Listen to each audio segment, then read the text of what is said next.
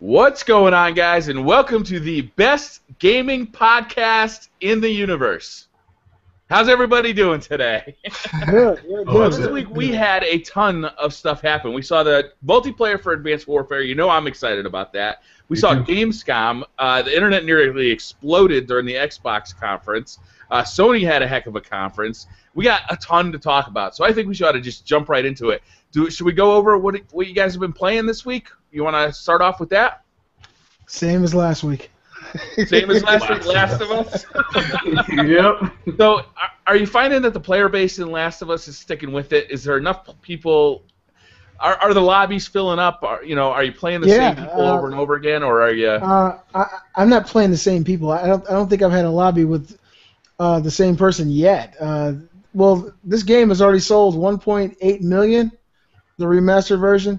Mm-hmm. And every time I play it, I don't have any issue as far as the amount of people. They're fixing the servers for the connectivity of the multiplayer lobbies. Matchmaking happen faster. I mean, it works a lot better than it did before. Usually, if you get a stagnant lobby, you just back out and come back in, and then it joins right up. So they're doing something. Something has changed.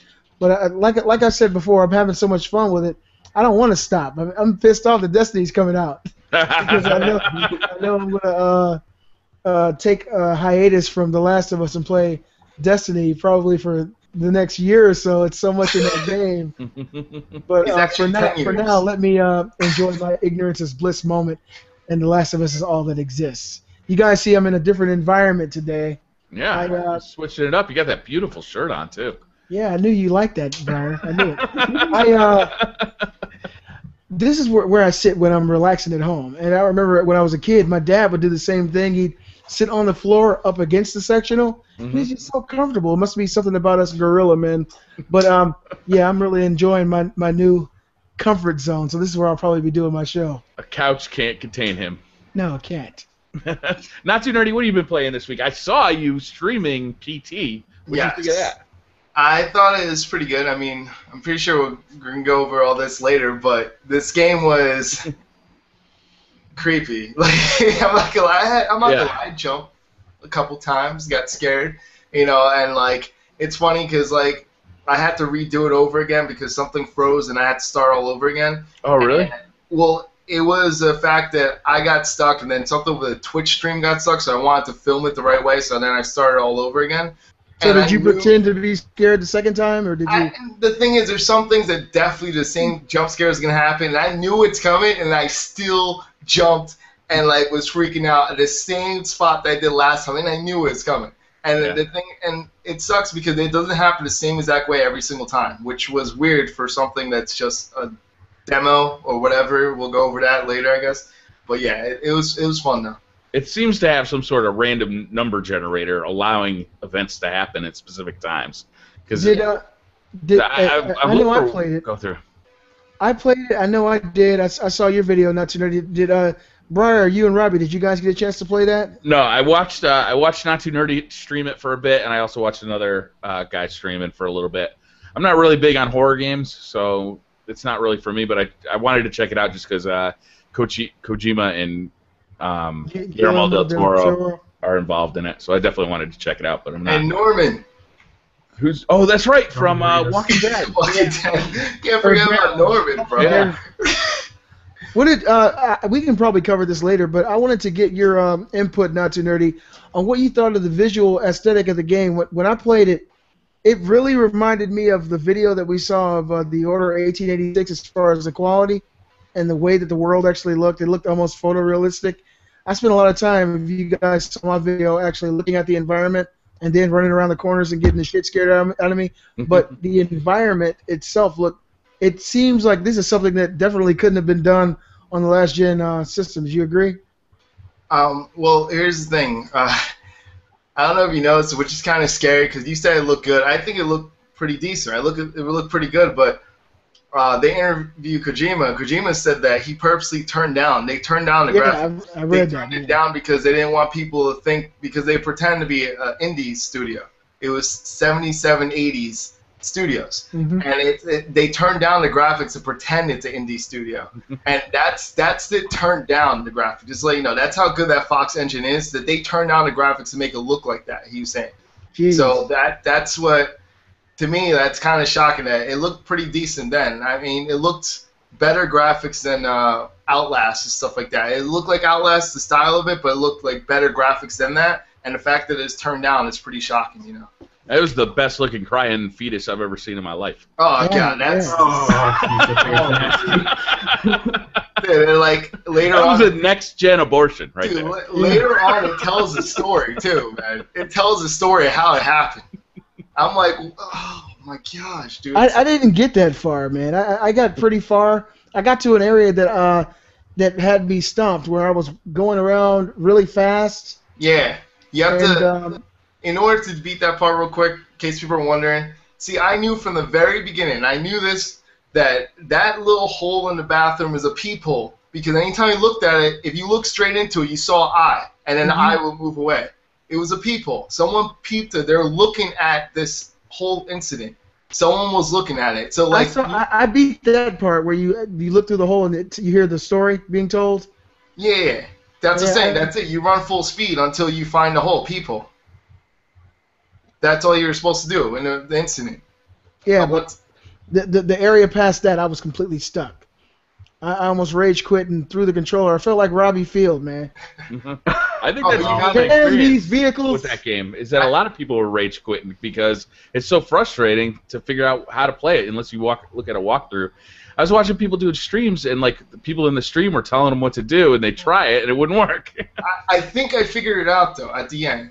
I mean, I could go over this later, but I think I figured it out how I did, because some people are unclear how they did it, and I think I figured it out. Yeah?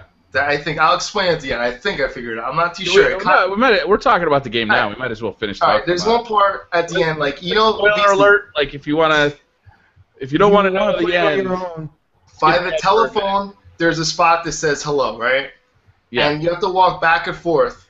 And each time you walk back and forth from the one painting, there's a painting underneath it says, they were calling me from, and it left it blank. Mm-hmm. When you looked over the phone, it said hello. And then by the time you go walk back there, and forth until the letters go to the other wall. Until you take away the word hell from where it says hello and you put it there. So they're calling me from hell. So later on, the part where you're saying you're running around for a while, after you beat that, you have to wait till midnight, right? The whole thing is you have to wait for the phone call. So once midnight strikes, the bell rings, you look at the thing, they're calling me from hell. And this is what I think is the answer. Maybe I'm wrong, but this is how it worked for me, and this is how I got it every single time. Once you read the line, say, they were calling me from hell, right? And as soon as you do that, you go to listen to them calling you on the radio. That's why you go to the radio. You hear them breathing, and then a baby laughs the first time after you do that. From when you go from the radio, you walk straight to the phone, and a baby laughs the second time, and you stare at the phone the whole time, and eventually it rings. Now, the reason why I think this happens is because you just saw that they're calling you from hell, and that's what it was. You're waiting for them to call you, and then as soon as they called you, they say you've been chosen, and then you walk out. Now, that, to me, seems like the logical explanation. That's why the saying... totally logical. I mean, logical because it's the saying says call me from hell. That's the only reason why you'll wait for a phone call, and that's why I think they use the word call specifically to try, when you hear the word call, it can mean two things. I don't know, I'm trying to think like Kojima, which is very dangerous. Yeah, get inside of that guy's head, you're about to go crazy. Well, if you think like Kojima, there's got to be like 15 side stories that all clash with the main story and plot twists. But another thing I heard about this game is this might not have anything to do with the final version of the game. No. It might have just been something they made just to throw out there to show you what the engine can do. Yeah, that's what it is, actually, because they interviewed Kojima. Brilliant. He said it's not even first person. It's going back to the third person.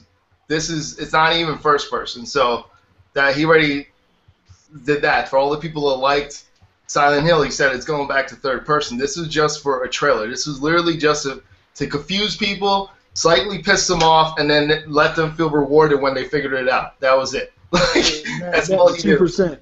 The 2% of people who actually figured it out. Yeah. But that, to me, is kind of a bad thing. It's a good thing and a bad thing. The reason I think it's kind of a bad thing is because it's kind of a false bill of goods. If you bring somebody into this playable teaser and then you realize the teaser not only had nothing to do with the actual product that you're pushing, but the actual play style is different as well, what's the point of liking this playable teaser if you're going to get something totally different in the Silent Hill, which I love Silent Hill. Would you want a whole game like this, though, really? You can't. The thing with Silent Hill is more about the characters, right? you need to see the character to relate to the character or follow the story of the character. If it's first person, you're not gonna fall with the character, especially if you're saying that, for example, no one knows for sure if Norman really is in the game. You're not going to relate to Norman's character if you don't see Norman. If you are Norman, do you know what I mean? It's a different to relate to the character if you don't see them, especially because Silent Hill is definitely story driven. You know what I mean? It might be weird stories, but you know. But they gave you hints. Silent Hill 2 was the best. Silent Hill 2 was the best Silent Hill. Let me just say that flat out. But and it was a third-person experience. But I feel like if they're gonna pull you into this new Silent Hill, this reboot with this type of gameplay, and you actually like the gameplay, which I like first-person and third-person games, and you actually like this, like I said in the video I made, wow, it looks like they're going in a totally different direction. It might be a good idea. It might be something fresh, and then they go right back to the old. I feel like this whole playable teaser was just a big sham, just to raise hype for Silent Hill, and then they give you back what you're used to. I mean, I don't mind third person. I think it was pretty effective, Beastly. The way they released this thing, it doesn't say Silent Hill anywhere on it until you beat it. It's a teaser in kind of like that viral sense where Bungie used to do this a lot with the Halo games, is they'd kind of seed the internet with these websites that didn't have anything to do with Bungie. Maybe it was about bees or something, but there'd be little clues around, that if you wanted to solve them, you could solve them and kind of like get some details on the next Halo game. I think this is kind of like that kind of thing where, hey, this may not have anything to do with the Silent Hill game. Hopefully Norman Reedus will be our main character, but we're not real sure. But it seemed to set that up. It was just, hey, here's the engine. Let's have a little fun. It's going to be it's definitely like a super hard to figure out thing. It's just something different, and I think it's a cool idea. And again, free. And again, PlayStation exclusive. Like PlayStation, every time they have a games conference, I'm going to start booting up my PlayStation to see what's new on there. Yeah. And the thing is, go ahead. It's weird. It's a lot going on. I think throughout the game, like people are going to find more bits and pieces of it that they're hinting towards what the game's going to be about. I think that's what it is. There's secrets inside that trailer that's hinting towards the game. For example, the line that says, the only me is me. I said, are you sure you are the only you? Smoking by the paper bag? Yeah, if you hear that, the lines sound epic, and the fact that it came from a paper bag was freaking epic too, But anyway, it makes you think that, like, what are they talking about? Are they relating to another dimension or something like that? Is that the reason why it's called Silent Hills with that S? Because that S means something. There's something that's going on. They're trying to hint towards it. There's something deeper in that trailer than we know. They might take a couple of weeks, or they might explain it to us, because Kojima loves doing that. If you can't figure it out, he'll tell you at the end what the purpose was. But he said himself he thought it'll take people a week or so to figure it out, but some girl in England figured it out first, I think. He said, like, it took her 3 days or 2 days to figure it out. So. Yeah, I agree with you, Briar, that I think it was an effective playable teaser. It got me hyped. I was really excited. I like scary stuff. And I love Silent Hill, so it's a win-win for me. I was just saying that there might be a demographic of people who actually played this, who like games like Amnesia, and saw this and was like, okay, this is something new, like Alien Isolation, and then when they actually see the game, it's something different, and they may feel duped. Now, I won't feel duped. I'm just speaking for that small demographic of people who might. But I think overall, I agree with you guys that this was a great, plan to get people hyped about the new Silent Hill, because, to be honest, the last couple Silent Hills have been fail after fail after fail. I think the last 3 Silent Hill games sucked. So the fact that we got Guillermo del Toro and Hideo Kojima, that's an epic team up, super friend. So I'm excited to see what they do. Kojima's interview, another thing he said why he made this first person for the playable teaser is because when you introduce like a new trailer, something new, you experience it yourself in first person point of view. So they want you to experience it like if you're the one figuring all this stuff out, that you're the one doing it. And then at the end, you see that you really aren't you. I think that's what it was. You really aren't you, and then you see who it is, and then you see. They do a nice thing with the mirror in the bathroom too. They obscure your face. Yeah, you can't see it. Yeah. And something that kind of made me think about Silent Hill early on playing this, I didn't say it out loud, but I may have said it when I was playing the game. When you go around the corner, I think the 3rd time through the loop, and there's like a nurse standing in the hallway. She looks like she's about 7 feet tall. Oh. She's back, underneath the light, and then the light flickers and she disappears. Oh yeah, That she reminded nurse's outfit. Yeah, I remember Yeah, that. I thought that was a nurse, but I didn't put two and two together. So maybe that character will be in the final product. But yeah, I'm excited about it. The scariest part of that game so far is just that they're dangling that refrigerator by that. Yeah. What if that refrigerator falls? Shit. All that food is just going to be ruined. I didn't understand. Like, God, yeah. there was ketchup everywhere. I just don't get it. It's leaking right out. What a mess. One good thing, though, Who's going to something clean that- this shit up? something they don't do in most horror games anymore is they hit you with subtle scares, things that usually it's really a blatant scare, something you're definitely supposed to do. You're supposed to go down this hallway, turn this way, and press a button, then you get scared. But there was a time when I was going through the loop and I looked up above where the refrigerator is and I saw this girl looking at me. I almost shit myself, man. I was like, oh god, I just felt like it was like I was in a real haunted house. So hopefully they keep that momentum up in the Silent Hill game and make it epic for the people like me who like survival horror. I love survival. Guillermo del Toro's involved. That guy could do subtle horror. Yeah. The one last thing that I want to say though is the one part where the bathroom door opens slightly in the beginning, right? Oh. Now the funny thing about this is that like you go up to the door, look through, you try to open it, nothing happens. You look through again, try to open it. So it's been a couple seconds of you trying to fool around, still looking at it, and then all of a sudden, like it comes and slams the door. Like you see the face and it slams the door shut. That's ridiculous that they programmed it that they know that you're going to try to figure out how to open the door. You're going to It relax a happens little when bit. you zoom in. You have to zoom in with the R1. I mean the R3 trigger, and I figured that out a little bit earlier that you could zoom in. Yeah.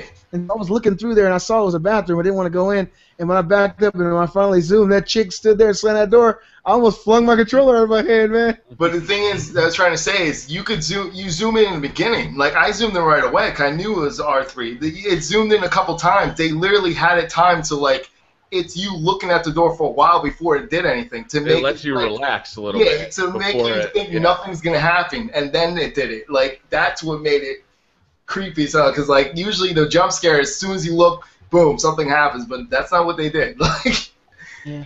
These guys are going to scare the hell out of us. What did you think about what did you think about this playable teaser, Robbie? I know you've been doing all the talking lately, but I want you to slow down and tell us what you really thought. I thought it was, well, obviously pretty damn scary, like, especially playing with my headset on, too. That really immersed it even more when, like, the refrigerator and the kids just, like, screaming, like, it sounds like they're being murdered. That was just horrifying. Like, my God, it does horror really well, I can say It wasn't that scary. That's I can why kind you of relate, didn't- frankly. Shut up, it was horrible. the scariest part about the whole thing is when they interviewed Kojima, he also said that usually in games they don't make it too scary that people don't want to finish the game, because that's what sometimes they have to balance it. Because if it's too scary, people don't want to finish the game. So he said that they do not care if people do not finish the game. That's literally a direct quote. So that there was like, oh my gosh, like if he's saying that, that's gonna be amazing. So They're just going all out. yeah, I'm gonna be playing for 2 hours. Call it quits. Well, All right, guys. So we're moving on now. let's finish the what you've been playing part. Oh, okay. Not too nerdy. You got anything else that you've been playing this week? Nah, I just had that, and I did like pickups. I did like another garage sale pickups, stuff like that. Star Wars. Yeah, Star Wars pickups as well. Too. Insane. Hey, let me just say looking this forward about to that video, the Star Wars pickups. I like that kind of stuff, not too nerdy. When you switch it up, it's not all games, but it is stuff that people like me, nerds/collectors, love to look at. Yeah. You got your hand. I'm not going to spoil anything that for people who haven't seen the video, but I love the fact that you switched up the show a little bit, and it really spoke to me because I got old He-Man figures and all kinds of crazy stuff. So keep that up, man, for sure. No doubt. Thank you. Robbie, what have you been playing? Robbie, your video's frozen for me. I'm not sure. Mine too. I thought he was just sitting still. He froze on purpose so he could play a game right now. As he's I just left to go play something. I'm not even in the chat. But yeah, obviously been playing PT quite a bit. Pooping my pants over that. That game was so scary. And then finally got my Scuff controller too, so I've been playing Call of Duty with that. And how's that going? We've talked about SCUF controllers a little bit in the past, but this is your first SCUF controller, right? Yeah, this is my first ever SCUF. And it's for the PS4? Yeah, this is the SCUF 4PS for PlayStation 4. Like, it has the longer dome thumbsticks, the paddles in the back, and then the grip handles right here. I don't know if you can see that. But, like, I get no video from it. You're just sitting still, sir. Okay, well, I'll kind of explain it then. So, yeah, basically it just has longer thumbsticks that give you better accuracy and stuff like that. Mm-hmm. It has the paddles in the back to ring map the buttons, so, like, you can jump while you're aiming or something like that. It has this sort of, like, rubberized grip, like, handles. Like, it doesn't cover the whole back of the controller. It's just sort of where your hand's placed, so it feels really, really nice. And overall, like, it just feels really good. And do you get the trigger stops? No, the 4PS doesn't have trigger stops. Oh, it doesn't do that. Okay. No. Yeah, Robbie. They have, like, more than one size. Do you have the middle size for the sticks or the large size? I got the long sticks. The long ones? Too. Okay. Come on, you know how he rolls. Sticks, baby. Is there any other choice? Damn. I prefer mine long and domed, so yeah. That's great. Okay, that's enough of that. Damn it. So I was at work, right? I didn't get a chance to see Gamescom when it actually was going on live over in Germany. But Kate sent me a text. Of course, my video game century at home texted me. And when I read the text, the first word that came out of my mouth was bullshit. She texted me. She said, the next Tomb Raider is an Xbox One exclusive. I texted her back, bullshit. She said, it's true, babe. I'm watching it right now. I got online and started investigating this, and I even made a video at work about it. And Microsoft appeared to have the Rise of the Tomb Raider exclusively on the Xbox One. What did you guys think when you first heard this news? I want your first thoughts, and then I want your thoughts on what came a few days later on this story. I'll go first because my answer is pretty inconclusive. I didn't care. Like, one or the other, I was like, yeah, whatever. They announced it. They didn't show any new gameplay. It was just still photos. So I just passed by it to the more exciting stuff.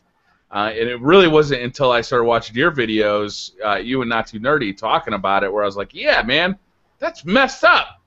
This is some fucked up shit right here. This ain't right. Robbie, I guess your reaction to the reaction is stuck on screen, huh? Yeah, he was just done. He was indifferent. They couldn't freeze him smiling or something. He just like this. There he is. He's back. He's like, Robbie, welcome back. What did you think when you got this news? Not Too Nerdy. When I heard this, I knew that it more than likely wasn't true because I knew that it didn't add up to what Square Enix said. Square Enix originally complained because Square Enix published this for Crystal Dynamics, that are developers. Square Enix complained that the Tomb Raider originally didn't sell too many copies, even though it sold 3.4 million in the first month. They already said that didn't sell enough copies, so it doesn't make any sense that you would stick to one console. And on top of one console, you're talking about the console that sold the least out of the two from the last game. So they sold, like, it's literally the PlayStation sales between PS3 and PS4 sold like almost double what the Xbox sold for the Xbox 360 and Xbox One. So that doesn't make any sense that you're breaking even unless Microsoft literally paid enough money to cover what PlayStation would have got. That would be a stupendous amount of money. Yeah, which is a lot of money because you're thinking that you have to increase their sales in this round because they brought back a series. So you have to assume that people got word of it. So, I'm going to play the new one. Because a lot of people got it for free as well for PS3, if you remember. Like, people got it free on the PS3, so a lot of people got a chance to play it, so even more people might have bought it. So it doesn't make any sense to me, and I knew that it wasn't going to happen. So I'm sorry to interrupt, guys. Can everybody go into the comments and take a look at 9 to 5 Gamer's latest comment? Just check it out. Okay. I'll do it. On my way. All right. Go ahead with what you're saying. Sorry to interrupt. What do you guys think about this PR speak? I mean, it's usually the public relations guys who do this slick talk to make us really believe that they actually secured an exclusive deal with a third party like Square Enix. And when I first heard it, I thought it was almost impossible for the fact that Square Enix worked so closely with Sony for so long. And come to find out, 2 days later, it's a timed exclusive, and now it's coming to everybody, and Microsoft's just getting it first. I think that's a little misleading, especially at Gamescom when you hear them actually saying out loud that this is an Xbox exclusive and not a timed exclusive. I think that companies like that, they need to come out on the record and maybe apologize for misleading consumers.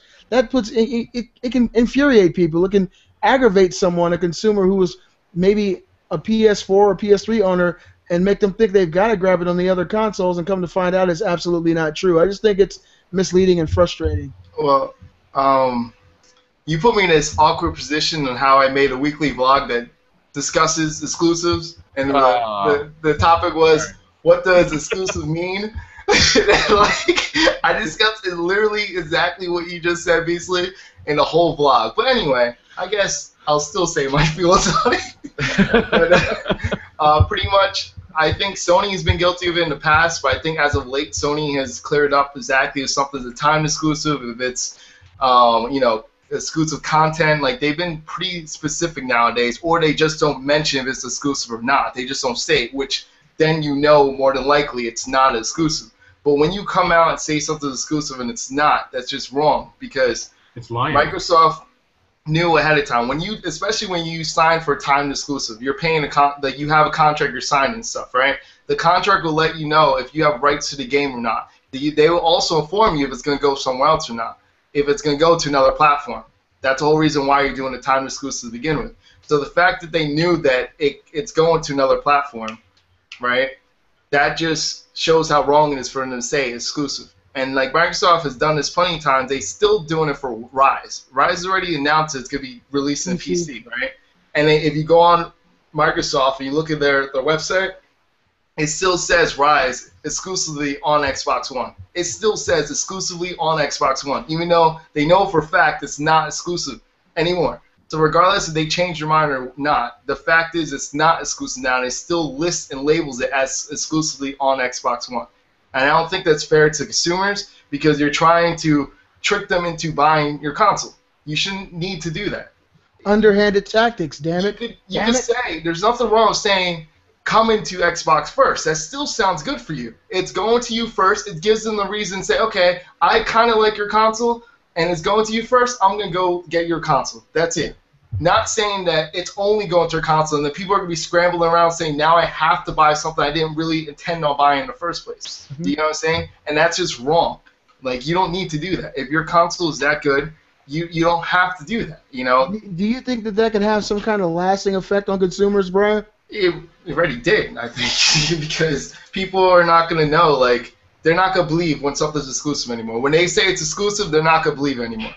Because now, next thing is what? Quantum Break? How do you know Remedy's going to not give that game up? How do you know Sunset Overdrive is not going to stay and go to PC afterwards? Now people are going to start questioning what really is exclusive because of this. And there's no need to do that. Because I'm looking forward to Quantum Break after what I saw. Man, me too, brother. So, me too. That game, not to change subjects, but damn, that looked like Infamous Second Son on heroin, man. Yeah, it did look good. Damn. Just to get back to the exclusive stuff too, it's disappointing to me that they can't be honest. It seems like that's always the best policy. You know, if you're gonna run into a problem, if you're consistently lying to people or misleading people, you're gonna run into a problem. People are gonna get upset with you. Your brand is gonna get damaged. It's a bad move. But Microsoft, I think, is in a real problem. Is where they don't have their own studios anymore. Back when the Xbox 360 launched and kind of in the heyday of the Xbox 360s, there were a lot of Xbox 360s because they were getting developed by Microsoft or developers were getting funded by Microsoft. And they don't really have that anymore. The only one I can really think of is Rare. And they're making, Kinect games at this point. Hopefully not. Yeah, hopefully not, but we'll see. So I think Microsoft is in a real bad position. The only way they can get exclusives is to buy them. From third-party companies, and that's not an enviable place to be in, and it's awful as a consumer because that Tomb Raider let me get a better example. Let's say Sunset Overdrive. If Microsoft did not pay to get Sunset Overdrive as an exclusive on the Xbox One, then PlayStation 4 gamers could play it too, because you know that they would release it on both platforms. Yeah. You know, and that's bad for consumers. I don't feel as bad about it if it's actually Microsoft developing it in-house. Yeah. But when they're just buying third-party games, that feels bad. I don't like that because it cuts down on my choice. See, the thing is, like, don't get me wrong, I don't have a direct problem with them not buying the exclusive flat out and just, like, I just have problems them saying it's exclusive, because you gotta keep in mind that Microsoft's in an awkward position that they also have to support their PCs. They have to support PC gaming as well. And that's the thing, that they have to support that as well, and that's why some of these games need to go to PC as well. But at the same time, I just think every consumer will want you to say, like, either if it's a console, if it's only on your console, say console exclusive. If it's, you know, if it's only on your console period, then say exclusive. But if it's going elsewhere, say platform exclusive. What was that? Microsoft platform exclusive. Yeah, you know, they can combine them. Say something like that. Let people know that to sell your brand. You know, stop like saying something that isn't true. That's all I'm saying, because it's getting out of hand now. Yeah. And, like, better on the Mac though. Like, you heard it here first. Sunset Overdrive better on Mac. Don't get me wrong. Like, I remember some people, because the consumers are confused already. I saw a Forbes article that the Forbes guys talked about Destiny, how great Destiny's gonna be. He said, so look out for Destiny, which is a PlayStation 4 exclusive. I was like, and this is on Forbes. Like, so I read this, I'm like, wow, that guy thought it was a PlayStation 4 exclusive. Yeah. And he's not the only one. People get confused when they see someone present something on stage with PlayStation. They think, oh, it's only for PlayStation, you know? Somebody in the marketing department just got their wings. So stuff like that happens, and I think they just got to be a little more clear to consumers, that's all. Yeah, I agree with you. There was a lot of stuff that they showed at Gamescom, guys, and I haven't been able to see all the games because I haven't had that much time this week. But before we actually get into the games that we saw and what we thought was some of the best stuff at the show, PS4 has sold through over 10 million units. What do you guys think about that? That's amazing. That is a huge number, and they made a point of saying sold through to customers. And they made a big point of that. That's a huge number. I wonder, wow, that's a big number. Well, they say now that the PlayStation 4 is on track. It's the fastest-selling console of all time right now, and it's on track to be the best-selling console of all time. So for the same period of time, they outsold the PS2, they outsold the Wii. They outsold the PS2. Yeah, I mean, for the same period of time. PS2 is top-selling console. Yeah, so right now the PS4 is scheduled, from what you see now, from the last 9 months, to be the best-selling console of all time, and that just says a lot for this day and age in a recession, and everybody's broken on unemployment, and everybody's buying PS4s. 10 million, and I'm only guessing, but that's probably somewhere around twice as many Xbox Ones that have been sold through. So I mean, it makes me wonder: do developers have a lot more to gain by doing these exclusive deals with PlayStation? It seems like they would. It'll definitely become the lead platform for development this cycle. Yeah, I mean, it has so much more of an install base. I didn't think it would be selling that fast. I thought by now it would have slowed down. Mm-hmm. But they've done well over 1 million sales a month if you add them all up. And this holiday season will be big too. Yeah, I'm interested to see when they open up in China who's going to win that battle. That's what I'm interested in. Is Sony going to China? I know Microsoft is going. They're going a little bit after Microsoft, but there was a poll in China to see which one they prefer to buy, and Sony had like 89% of the vote compared to Microsoft 11%. Fuck the West. I want my pure Aryan white PS4, and I want the Aryan white Xbox One. They both look sexy to me. Dude, come on over to the light side, baby. That shit looks good, man. They announced the Sunset Overdrive Xbox One bundle that I'm thinking about. It comes with the white Xbox One. Yeah, that white Xbox One looks good as hell, doesn't it? It does. I mean, I've never seen a white VCR, but if they made them, damn it, that thing looks good. Can anyone go over the prices for these, please? Yeah, $400 for the Advanced War. No, yeah, $500 for the Advanced Warfare. Yeah. $400 for the white one with Sunset Overdrive. Yeah. Is that 500 too? Yeah. No, right? I think that's 4, isn't it? And then The only thing 450 for the that was they have the FIFA one, but that's Europe only. I think the 1 terabyte, which is the COD one, right? Call of Duty. Yeah, Call of Duty. How the hell is that $500? It's $500. Yeah. This is why I feel look like at that paint, man. That is a custom paint job. they gotta my Xbox, man. That they shit gotta stop. They gotta stop begging. Sell it, Briar. Sell it. They gotta stop begging these freaking manufacturer companies to put a bigger hard drive. 'Cause when they put a bigger hard drive, they sell way more than what a hard drive is worth. They're like, Hell yeah. Like, we'll just throw it in when you could have easily replaced it yourself. I know. Microsoft, you don't have to. You can just add one. You can add an external to the Xbox One. You're good to go. And it's I'm just like, why is it so expensive? Yeah. Well, because look that's at that not thing. bad when you think about it. Not too nerdy. The price of storage has dropped tremendously. I remember back in the day, a PSP memory stick Duo that was 4 gigabytes was $60.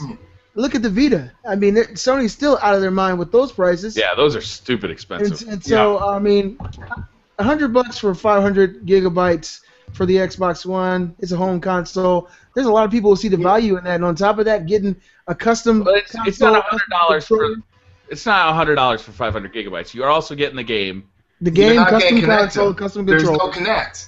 It's 500 without the Connect. How's that fair? Yay! That's why I'm like, it's without the Connect. That's the thing that's driving me crazy. Like, you cannot charge. That's a part of the reason why people didn't like that before. But Yeah, not but too you get the nerdy. game. It's a custom system. It's a custom controller. You get the game and you get the extra storage. I mean, I don't think that's But too the game is also digital. So it's like Yeah, you're but getting it's a $60 game. I don't know, man, because look at Sunset Overdrive. That Would you bundle is 400, and Are you they get including the it away. season pass in that bundle? What was that? Are they including the They season did that with pass for Advanced Titanfall, Warfare? didn't they? I don't did think that with there's the season pass Titanfall included. If I remember correctly, there's no season. It's literally the game, the controller. It's just the custom look of it, the controller and that. That's why, like, I was looking at it, see they give you like a year, kind of thinking they might give you a year, 6 months or something free for Xbox Live. Live, They didn't do that. I think they give you 1 month, which is the standard one. Yeah. But they don't give you anything else. When I was looking at it, I was like, that's pretty expensive. It's going back to like what it was with the Kinect. That was the It original doesn't problem. seem like a bargain, but it doesn't really seem like a ripoff to Yeah, me. I gotta say that You feel too. like it's like a ripoff? I mean, I would have liked, if they were going to give me the game, I would have liked the actual hard copy of the game. That's the first thing. If it's going to be $60, because if you're saying that the value is 60, I don't feel the game's value is 60 if you're giving me a digital copy with when Okay, you're how buying about it on 50?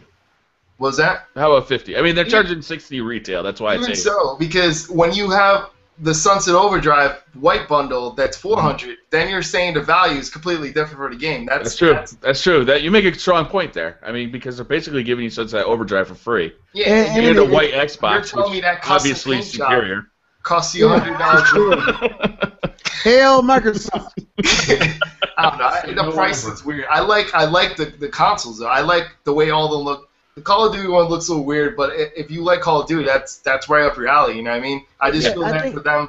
I feel that they should have got it for $450. I really think that for the people that are fans of Call of Duty, you're pretty much taking advantage. I think. Can I, on a side note, there is at my local GameStop, there is a Gears of War Xbox 360 on the shelf for sale. It's expensive. I want to say it's like $200. Every time I go in there, man, oh man, I kind of want that. Dude, the Gears of War one, the red one, right? It's like that blood red. Dude, that one's awesome. It comes with 2 controllers though. It comes with 2 controllers, the actual hard copy of the game, and it's like all like a ceramic, and it has sound effects in it. So when you turn on the game, Really? it has sound effects from the game. So it's everything is man. sound effects of the game. So like think the you just operating sold it. system is different.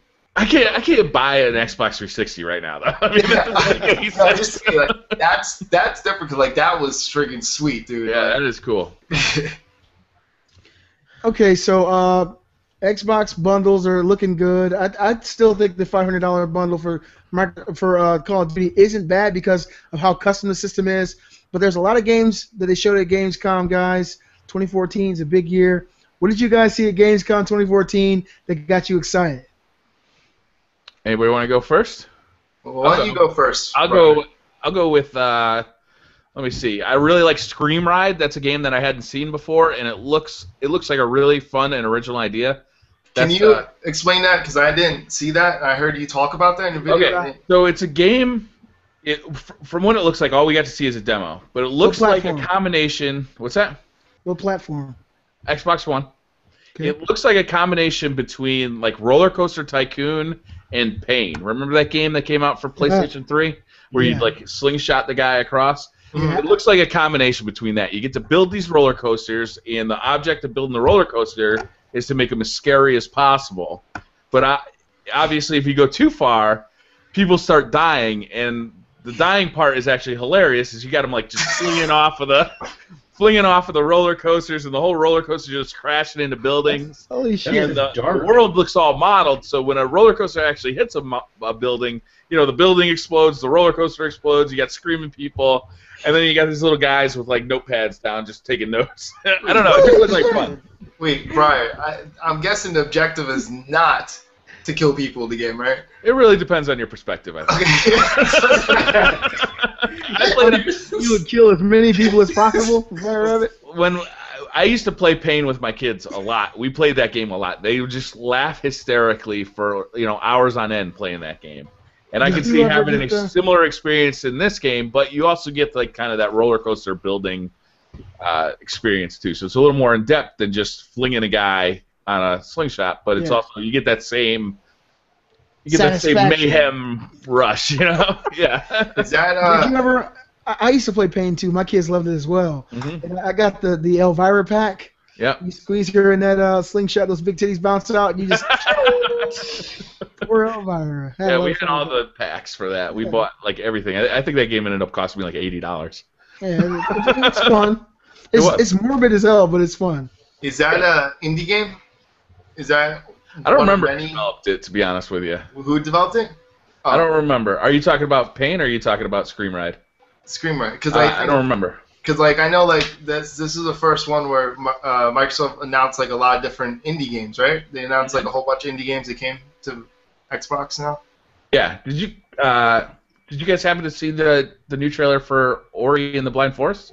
Yeah. That looked good as hell. Yes. Like, hardcore platforming going on. Yeah, that's what I'm looking forward to probably the most on the Xbox One. That is the kind of game. It makes me feel like I'm watching a really good anime, but it has that hardcore platforming that makes you feel like you're actually doing something old school as well. So it scratches an itch that I have deep inside. Don't tell anybody. Yeah.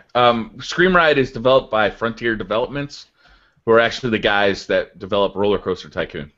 Okay. Well, so shit, they're seasoned, yeah. Yeah. What about you guys, Not Too Nerdy and Robbie? What did you guys see at Gamescom that got you the most excited? It can be more than one game, but just tell me what overall got you hyped for the future. I'd say Quantum Break was one that looked really awesome. That was game a does stand-up look for me. That game looks amazing. Yeah. So I'm kind of jealous I don't have an Xbox One for that. I don't know. I have to get one. Well, you'll get one. Don't worry. I saw that game too, man, and I wasn't expecting it to look that good because I haven't seen many games on the Xbox One that actually look that good and seem to perform as well as it did. The dynamic where you stop time, freeze, and all this stuff, moving around, blowing up cars. It looks really fun. It looks like there's a lot of stuff to do. It looks, if I had to pick between that game and the trailer I saw for Infamous Second Son, I'd pick that game, honestly. Mm-hmm. So, yeah, it looks like that's going to be a really, it looked awesome to me, man. I really don't know what else to say. It looks like it's a lot of fun. And but one thing I didn't hear anything about, though, was the show that goes along with it. Yeah, I haven't heard anything about that either. Yeah, it's supposed to be... They interviewed the developer, and he said that they're looking. It's gonna be very action packed. Everything's on schedule, but he didn't really specify what the show's gonna be about or anything. Like he just said it's on schedule. That's all he said. Okay. I was like, all right, that's cool. That's gonna sound off schedule. News, I guess. Really selling it here, but oh yeah, that's what he said. Like he was hyping up the game a lot, and then like they asked him about what about the show? Tell us about the show. He's like, it's on schedule. Like literally. If we think about it, though, they really haven't shown any gameplay at all of that game, and that game was talked about in 2012. Was it? So, I think at the end of 2012 was when. Was it? Maybe it was 2013. That was announced alongside the Xbox One in May 2013. Mm-hmm. Okay, I guess you looked in your Rolodex. I hadn't heard of that game at all, but that trailer got me excited for it. It looks like a really solid, third-person shooter. But the thing I'm saying is, up until this point, all we got was that CG trailer that showed the woman frozen in time, and nobody knew really what the game was about. And so boats. that's all they've been showing. Yeah.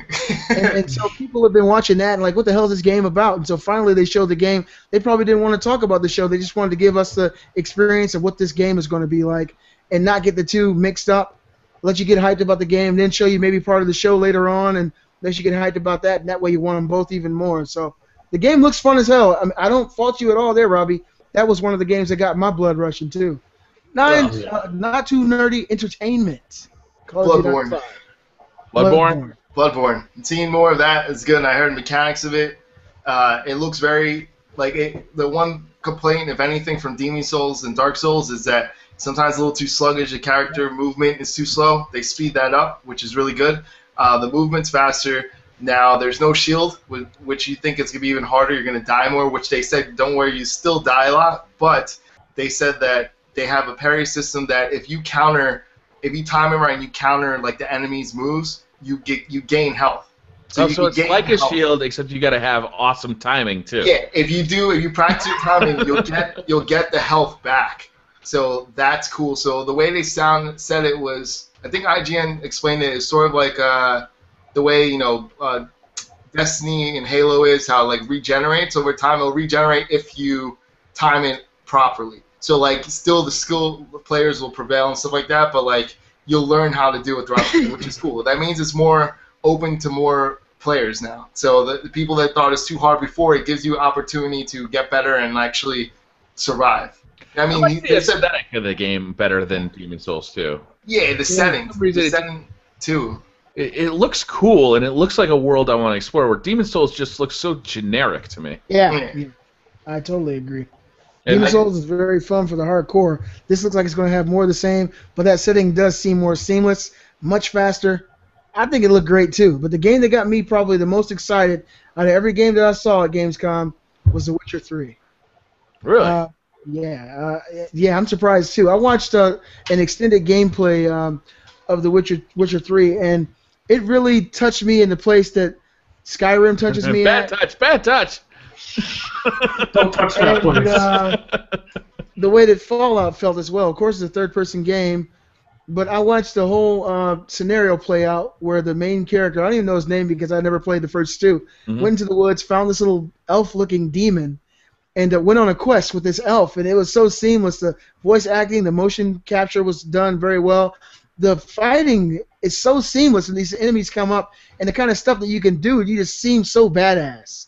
And the world looks phenomenal. It really does. It looks totally phenomenal.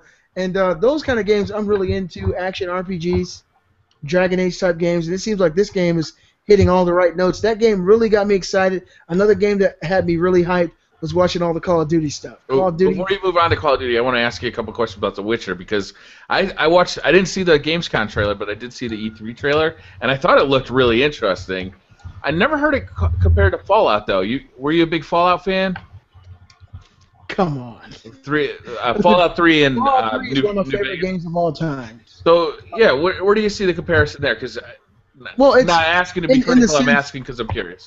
It's an RPG element, right? It's an RPG open world game. Mm-hmm. It's not linear. You can just go do what you want to do. You can explore the world, fight enemies, level up, follow quests, do side quests, in a similar vein to Fallout. Mm-hmm. I'm not saying that they're the same game as far as the way that they're set up fundamentally, but I like open world RPGs. Yeah. And this is an open world action RPG, and it makes me feel kind of the same way I did playing games like the Oblivion, Elder Scrolls Oblivion, where you can switch to third-person mode. You can do the same thing in Skyrim, and if you did that, these games would be probably very similar to the way The Witcher's looking. Yeah. But The Witcher just looks light years beyond those games as far as the way it looks. Yeah, and as far as the smooth, seamless way that you can go right from running around and get into an action stance and do magic, it just seems like you're watching a movie. And that's something I have to do whatever you want to be doing at any time you want to be doing. It seems I've never seen a game like that, and so this is going to be a game changer for me. I didn't play the first two. I know they got rave reviews across the board, and I'm looking forward to that like hell. I love. Is that fall or is that next year? I do not know. I don't either. It is. I knew he was looking. Next year, 2015. Yeah. 2015. They delayed it. That was one of the games they delayed too. That's one of the October games. Yeah. No, it's coming in February. Actually, it's not that far away. Yeah. Just like Evolve. So I got a question for you. Do you, since you like that game and stuff, you thought it was cool, are you like a type person to get a collector's edition? Possibly. Yeah, if you got like cool stuff? I'm looking it up right now. Well, because the collector's edition that you get ornaments and stuff like that is only for Xbox One. They announced that people got pissed off 2 days ago. What? It's really? only for Xbox One. I wish I could see Robbie's face. I can hear it. I'm turning on my webcam. It's called The Witcher 3 Wild Hunt, right? It says that the developers, said stuff to the fans saying that you guys are still getting exclusive content, but it just that the Xbox One's getting like more stuff in their collector's edition. So that's all I know. If you look at a lot of stuff too. They got a lot of things. Yeah. History repeats itself, guys. And see, now that we're here, we're in our late 20s and 30s. We can really critically, judge these companies. But if Super Nintendo and Genesis had stuff like DLC and Ultimate Editions, they would have been going back and forth like this too. I like the fact that these companies are fighting their asses off for the consumer. They're fighting for us. So even though I don't own an Xbox One right now, they could have something in the future that's going to make me say I got to have one. I'm going to have one anyway. But the fact that they're actually going back and forth and fighting for, the loyalty of their consumers, I'll give you this if you join my side. It's like walking outside and you see two attractive women and both of them are standing by a door and they both have on bikinis and they look sexy, and one says, hey, look, if you come over here, I'll do a little something extra. Then you look at the other one, she says, she might do that, but I'll do this. You got to make up your mind, guys. The answer is you walk forward because you're married. But anyway,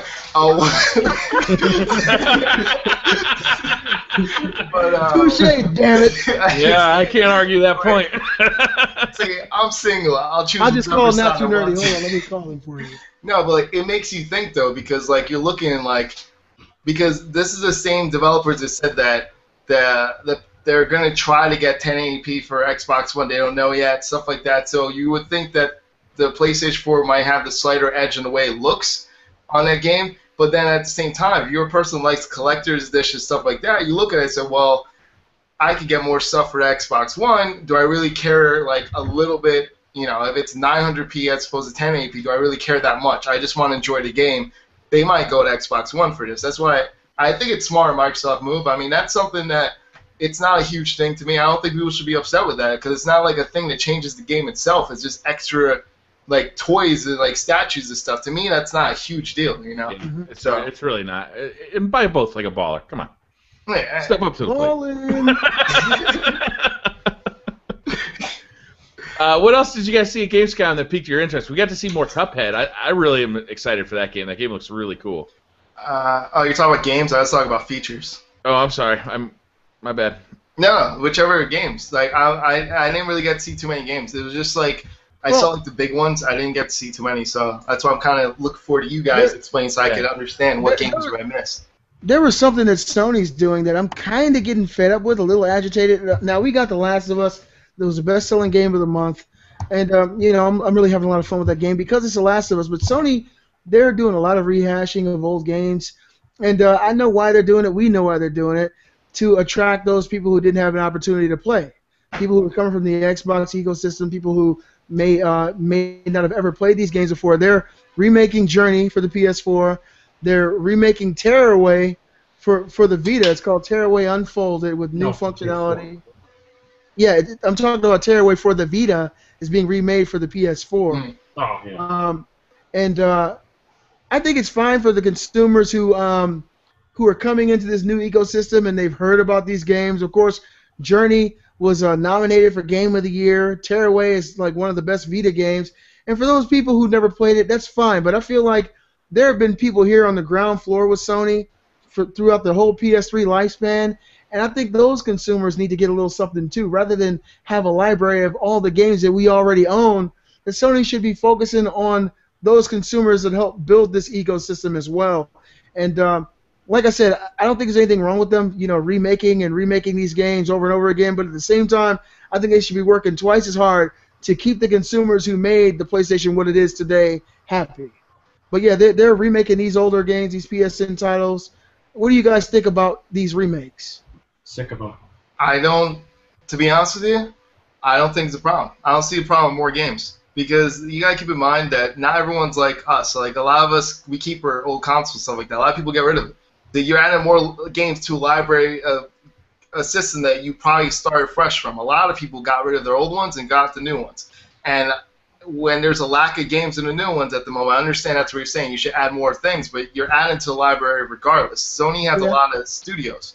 So games like Journey, like it was played, but at the same time, if you saw how many people played the game compared to how many people own the PS3, not too many people did. So now you're bringing it to PS4, and that's that. Now, if you're looking at a game like Tearaway, is another one, didn't sell too much because the Vita isn't doing too well, and you're pouring it over to a console for the first time it's ever been to a console. And obviously, since it's different buttons, it's going to be a way different experience because it's not, I don't know how they're going to do it, to be honest with you, how they're going to make the experience different, but like it's going to be a different experience. So, you know, I don't think option is a bad thing because the great thing is you don't have to buy it, and I think that's an important thing that people have to remember because anytime they hear news that a new game's out or that's rehashed, like you don't have to buy it, and like it's for the people that didn't get a chance to or the people that are interested in buying it for the second time and see what's the difference between it, you know? Yeah, I mean, something like Resident Evil, they're going to remake the remake of Resident Evil. Yeah. But a lot of people haven't played that game ever, you know? Yeah. Like, my kids are too young to have played the remake of that game. So, like, it's perfect for them. They'll finally get to play the first Resident Evil remake. I didn't even think about that. Like the remake. The young kids. Like, I didn't even think about that, too. There's other kids that are just now coming up that start playing games now that never played. I didn't even think about that. That's a good point. Like, yeah, it's a lot of different people, new gamers every day. So, yeah. You know, I don't have a problem with it. Yeah, I don't think there's anything wrong with having more games in your library. I just think that, you know, I'm not saying Sony needs to just give us free the games we've already bought for free because Sony, I gotta say, they give us a lot of free stuff. I just feel like for every one of those games that they're pushing out that's a remake, they need to have 2 new games, you know, for the people who've been here. That's all I'm saying. But I think they got a pretty strong strategy. They're pulling consumers like mad right now, and you know, that's my thought on the whole remakes of the old PSN games. The thing is, though, I'm kind of impressed at how many new games they announced just at Gamescom. And, like, the funny thing is, like, it was so subtle, like, you didn't really get a chance to realize until after. Like, I felt like, you know, I clearly felt once again Microsoft, again, had, like, a better conference. They felt like it was closer this time. I thought it was closer. But I think Microsoft had a bigger punch. But then when I got to stop to think about it, like more time to think about it, I thought part of the reason was the announcement of Rise of the Tomb Raider. Mm-hmm. And then I started realizing the stuff Sony announced in a subtle way, that how many games that they announced or features that they announced. And I'm like, wait a second. And then all of a sudden that Silent Hills. It was a ton more stuff. It was a ton more. Yeah, and then at the Silent Hills, too, was another thing that they snuck by in the conference that you have to figure out days later. Yeah, and you can play the PT demo as like right after the conference. Yeah, so like it's things that it was just in a subtle way that they did things, and to me, like then I realized how much better their conference was that they didn't show it as well. There's a lot of secretive stuff for you. They had to go so fast though. Yeah, because there's so many things to go over, and I'm excited to see them like and now like show more stuff of this. Like they started to show footage too, which is impressive too. They started to show footage for things. So. Yeah, Xbox, every game they seemed to dwell on forever because they didn't have as many games to show.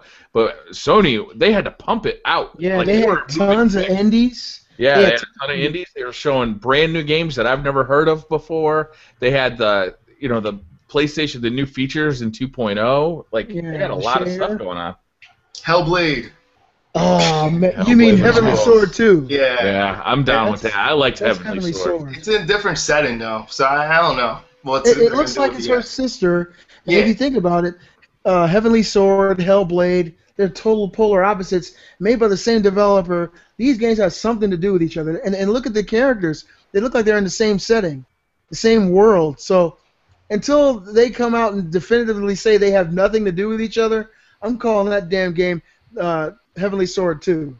Yeah, I'm looking forward to it. I liked Heavenly Sword. Oh, I love that game. Yeah, it was cool. Did you guys get to see Rime at all? No. Okay, so that looked like a cross between Zelda Wind Waker and Shadow of the Colossus. Like the aesthetic was kind of Wind Waker-esque, but the scope of it looked like Shadow of the Colossus, where just like enormous kind of structures and this huge sense of scale. Definitely check out trailer for this because it doesn't look like any other game. What's the game called again? Rime, R-I-M-E. Wait, why does it sound familiar? It doesn't look like any other game. Wait, I just compared the two. Yeah, it's just to explain it, but it doesn't look like anything I've ever seen. It really looks cool. The only thing they didn't show is like what you're going to actually do during the game. Which concerns me. How about that new cardboard box technology that Hideo Kojima was showing off? I mean, I would have been confused. I would have got killed. What's that? Yeah. I would have got killed. Man. Yeah, they showed that E3. That was funny though. He did more to it, but it's the same thing. He also announced Steam that it's going out for PC. Oh, he did? He announced Metal Gear Solid 5 is coming out to PC as well, and he did it using a box. One of the box, he turned the character around, Snake, and it said Steam on it. Oh, really? It was pretty sweet. He did that at Sony's press conference. I bet they loved that. No, it wasn't at Sony's press conference. He did it like somewhere else, not at Sony's press conference. I got a question for you guys, because a majority of you guys own Vitas. Were you guys shocked to see that there was nothing shown for the PlayStation Vita? No. Not really, to be honest. I think that, to be honest with you, from what I heard, there's so many things that they have to go over. They couldn't do it. They showed a lot on the show floor about the Vita again. There's like another 6 games that they showed. I don't even remember the names of them, but they showed like 6 new games that they didn't even introduce yet. But they didn't have time to announce it on stage. But that's because they're going to announce more of it during the Tokyo Game Show. So like. Okay, well cool. That's good, and that's music to my ears. I listen to other podcasts. None of them as good as us. No. But I had said it right at the beginning of the show. We're the best gaming podcast. Yeah. The Thought Show. Do you think I didn't research this? Yeah, I think you had hard facts here. But a lot of people out there have been insinuating that the Vita's dead, and I just refuse to believe it. The thing is, something I've been thinking about, we don't have too many Vita games out in circulation. There's not like a ton of them. And you get 2 free Vita games every month, so even if they slow down production of the games, it'll probably take 2 years, 3 years tops, and you'll have every Vita game just from PlayStation Plus. New games are coming out, though. I'm playing Rogue Legacy crossplay. I think that's a really cool feature. If you have a PlayStation 4 and you have a Vita, you get to play it on both consoles for one price, and your save transfers between the two. I think it's a great companion to the PlayStation 4. Even though, maybe it's not getting AAA titles, but I don't want to play it for a AAA title. I just want to play it, before I go to bed or something. Yeah. Well, I'm playing Fez on mine right now, and I gotta say, to 9 to 5 gamers, that game is fucking sick. Kate's back there playing it right now. That's cross-play as well, right? So your save goes back and forth. Yeah, that's perfect. And they actually gave it out on PS4 and Vita with PlayStation Plus this month. Yeah. So it's a great value. Yeah, I think that we have to see, because when PlayStation Now comes out too, I think the Vita might be very, very handy to play with some of those games portable. PlayStation Now, absolutely. That's going to be wonderful. That's another thing. You can play games like that portable, the PlayStation Now. That's going to revive that system as well, because on the go, you really can't, as much as they advertise for your cell phone, on the go, it's going to be hard to do on the cell phone because there's no buttons. So if you could tell me I could bring my Vita wherever and play it, as long as I have the internet connection, then I'll do that, Especially once they bring in the back catalog to PlayStation Now. Imagine playing through all the old Final Fantasy games on your Vita, or Chrono Cross came out for PlayStation 1, right? Old games like that would be perfect on the Vita. Well, put it this way: if you have a Vita, you could play your games on the Vita, and then you could go home. If you have a Vita or the PlayStation TV, whatever they want to call it, then that's revive each other, because you could play that anywhere you want to. So there's plenty of different ways that they'll interact with each other later on. So I think they're waiting till they're officially introduced to PlayStation Now, where it's completely out, and then it's show a whole system with the stuff you could do with it. I mean, I don't know. We'll see though. Anybody who has a Vita right now, who has a Vita? Not Too Dirty, do you have one? Yes, I have a Vita. Robbie, do you have one? Yeah, I have a Vita. So, does anybody regret having one? No. I play I mostly play when I'm laying down. I do the same thing. When I can't go to sleep, I'm just laying down for a while, just chilling for a while playing the game. That's usually how I get my games played a lot on the Vita, Yeah. So. Yeah, I'm the same way. I keep it on my bedside table, and that's kind of where every once in a while I'll bring it downstairs if I have to watch a shitty movie with my wife. Yeah. Well, I don't have to worry about that. When I watch TV, so if I watch a sports game, so I might be playing both and looking back and forth playing it, And then, so. Play a little MLB The Show while you're watching a baseball game. A little pro tip. Did you guys know that Japan actually stopped production and selling the PSP? The old PSP is totally done, dead, in the grave. That's and because they probably sold out. It makes me feel super sad, though, to think about. I had so much fun with my PSP, man. I still break it out from time to time and play it. And I think I've had more fun on my PSP than my Vita for sure, because they've got so many more games. Yeah. But yeah, that's done. Just the ergonomics of the PSP were better too. Like I find the Vita to be uncomfortable. That's because they try to make it lighter. They try to make it smaller for people, and to be honest, something like that needs more weight to it, and like needs to be a little clunkier, in my opinion. Like, I might build something with my expert foam technology. Hey, did you guys hear?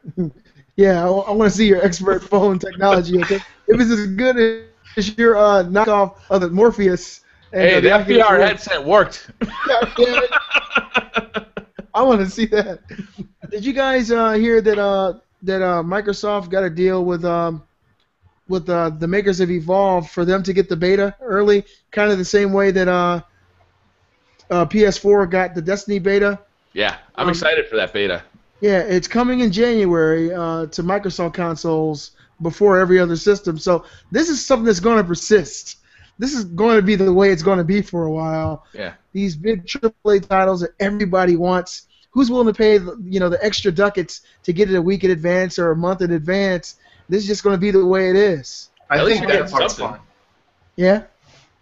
Yeah. Well, at least now that we know with this new PR talk, Microsoft can say that every Call of Duty DLC is a Microsoft exclusive.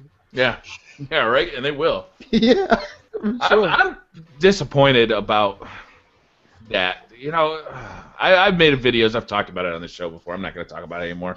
It's all good. Call of Duty, though. You guys want to talk a little bit about Call of Duty? Wait, before we go, one last feature we didn't mention. That's a pretty big feature. Yeah. Was the PlayStation feature. Oh, yeah. How you can play. What do you guys think about that? What's it called again? PlayStation Share or something? Yeah, the PlayStation Share. It has a 60-minute limit, but now you can actually be playing your games. With this update, you'll be able to play your games and pass your controller virtually to another PlayStation user who doesn't have the game. Yeah. So if I'm playing, let's say I just bought Destiny and Beastly Gamer doesn't have it yet, I would, in theory, be able to allow him to play it using this feature, and I think that's cool.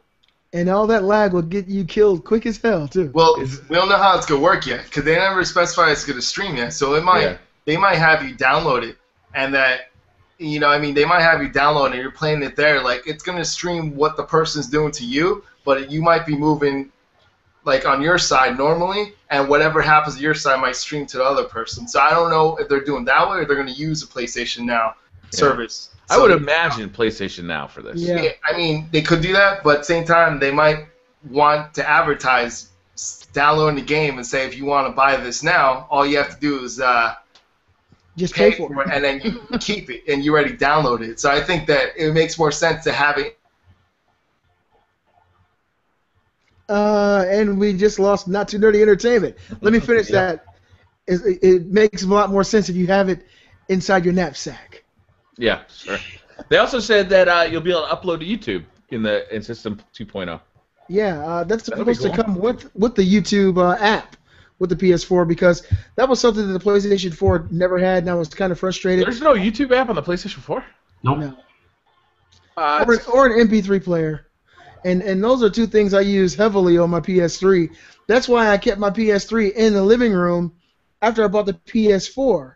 And then when I upgraded to this new TV that has everything on it already, I took my PS3 back to my room. So, yeah, there's no YouTube app, and so this functionality, the sharing functionality, is going to come with this app. So that's another good thing to look forward to.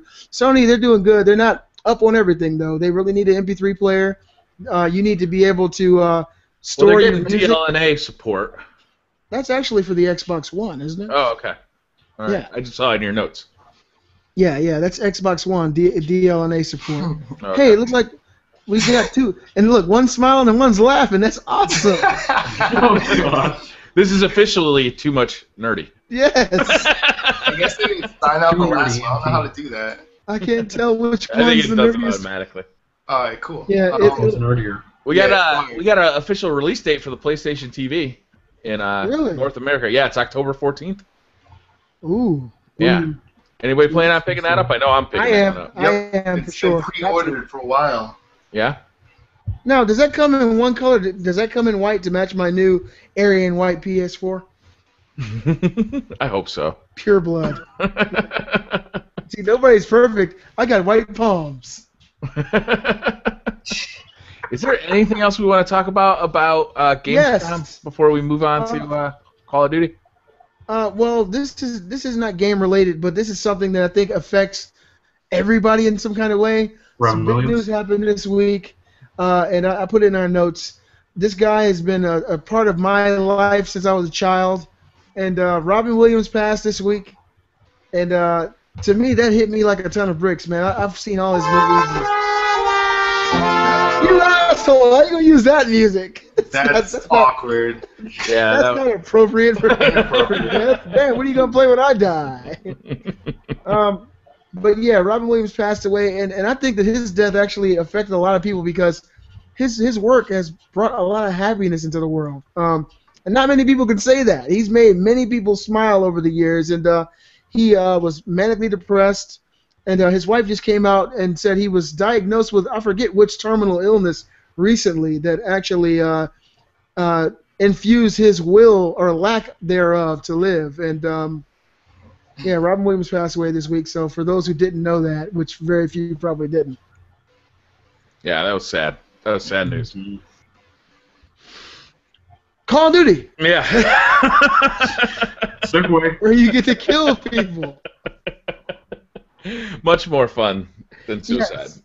Yeah, they showed a lot of the multiplayer for this new Call of Duty, man. What did you guys think about this? I know, Briar, I know you got a lot of stuff to say. I'm really excited about it. I was pretty lukewarm on Advanced Warfare going into seeing this trailer. I saw what they were doing with the single player, and I was not impressed. I also think that they gave awful demos of the single player, so slow and like methodical. These guys were playing it that the game looked like it was like a clinical lesson in how to shoot people. It's terrible. Always do that. But the multiplayer looks cool. I mean, it looks like a departure for Call of Duty. It looks like it's going to be really kinetic. I think the connection for this game is going to have to be so good, though. It's going to have like the best netcode that Call of Duty's ever had, because there are going to be guys coming at you from every angle. They said that the bullet, like the actual time to kill, is going to be a little bit slower, even slower than Call of Duty Black Ops 2, which is good. I mean, that always increases the skill gap of the games. You're actually going to have to keep that weapon trained on a guy and continue to fire. All that jumping around and the boost strafing, I think it's going to be a lot of fun. It's going to be a high-octane game, I think. I'm waiting for the voice of reason here, the voice of the people. I see him nodding his head. No, I mean, I think the game's going to be fun. I'm going to get the game. I'm getting the game, everyone. Wow. I'm officially going to get the game. I think it's going to be fun. I'm not taking that away from him. But at the same time, I think that this might be the most unbalanced Call of Duty ever made. And I'm going to tell you why. Why, yeah. The first thing is the cloaking is going to get out of hand online. So I watched the video. It looks like you can only cloak for about 5 seconds, and you only get it once per life. Here's the problem. Out of hand because the jumping as well. The jumping is infinite, and they were complaining about some people that played it, which means the minute you touch ground again, you keep going. There's no delay in that. That's going to get out of hand. That's unbalanced already.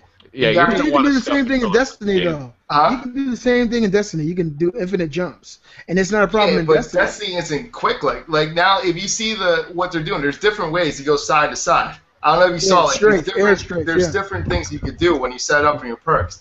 Now, you can straight forward, back, left, or right. I forgot my notes. All right, now I got it here. Another thing to return that I love it. I like this. This is the reason why I'm getting it back. It's quick scope. I know a lot of people don't like that. Now let me tell you what I was seeing on everyone's video. I saw so many different people playing the game. There's people jumping in the air, quick scoping 2 people before they even land. How is that even possible in the game? How are you gonna do that? The guy, not only that, he cloaked, jumped up in the air, quick scoped 2 people. He was cloaked. And then you can pull out your pistol and one-shot people. And on top of it, that's another thing that's gonna kill me in this game. That the fact that this game is gonna be heavy upon people running around, cloaking, shotgunning, and jumping from side to side. I think your shotgun's gonna be the best friend in this game because you're not gonna need any other weapon. You can literally do one-shot kills in this game, and it seems like, just like BriarRabbit says, that like it'll take a couple shots to kill people with normal guns. But I'm thinking the shotguns and all those other close-range guns are gonna be very effective in this game. So the videos we've seen so far are still, this is not the final weapon balancing. Mm-hmm. I saw that Sonic shotgun in a lot of people's videos, and it looked like it was like a across the map kill. Yeah, there's something across the map. It just looks so unbalanced right now. Like, yeah, that's why I said I've never seen a Call of Duty look so unbalanced to begin with. Like, that's the thing. Like, it looks like they're gonna be spending months trying to balance it before adding anything to it. That's the thing that's, to me, why I say it's gonna be the most unbalanced Call of Duty, because right now it looks so unbalanced, and they didn't even start yet.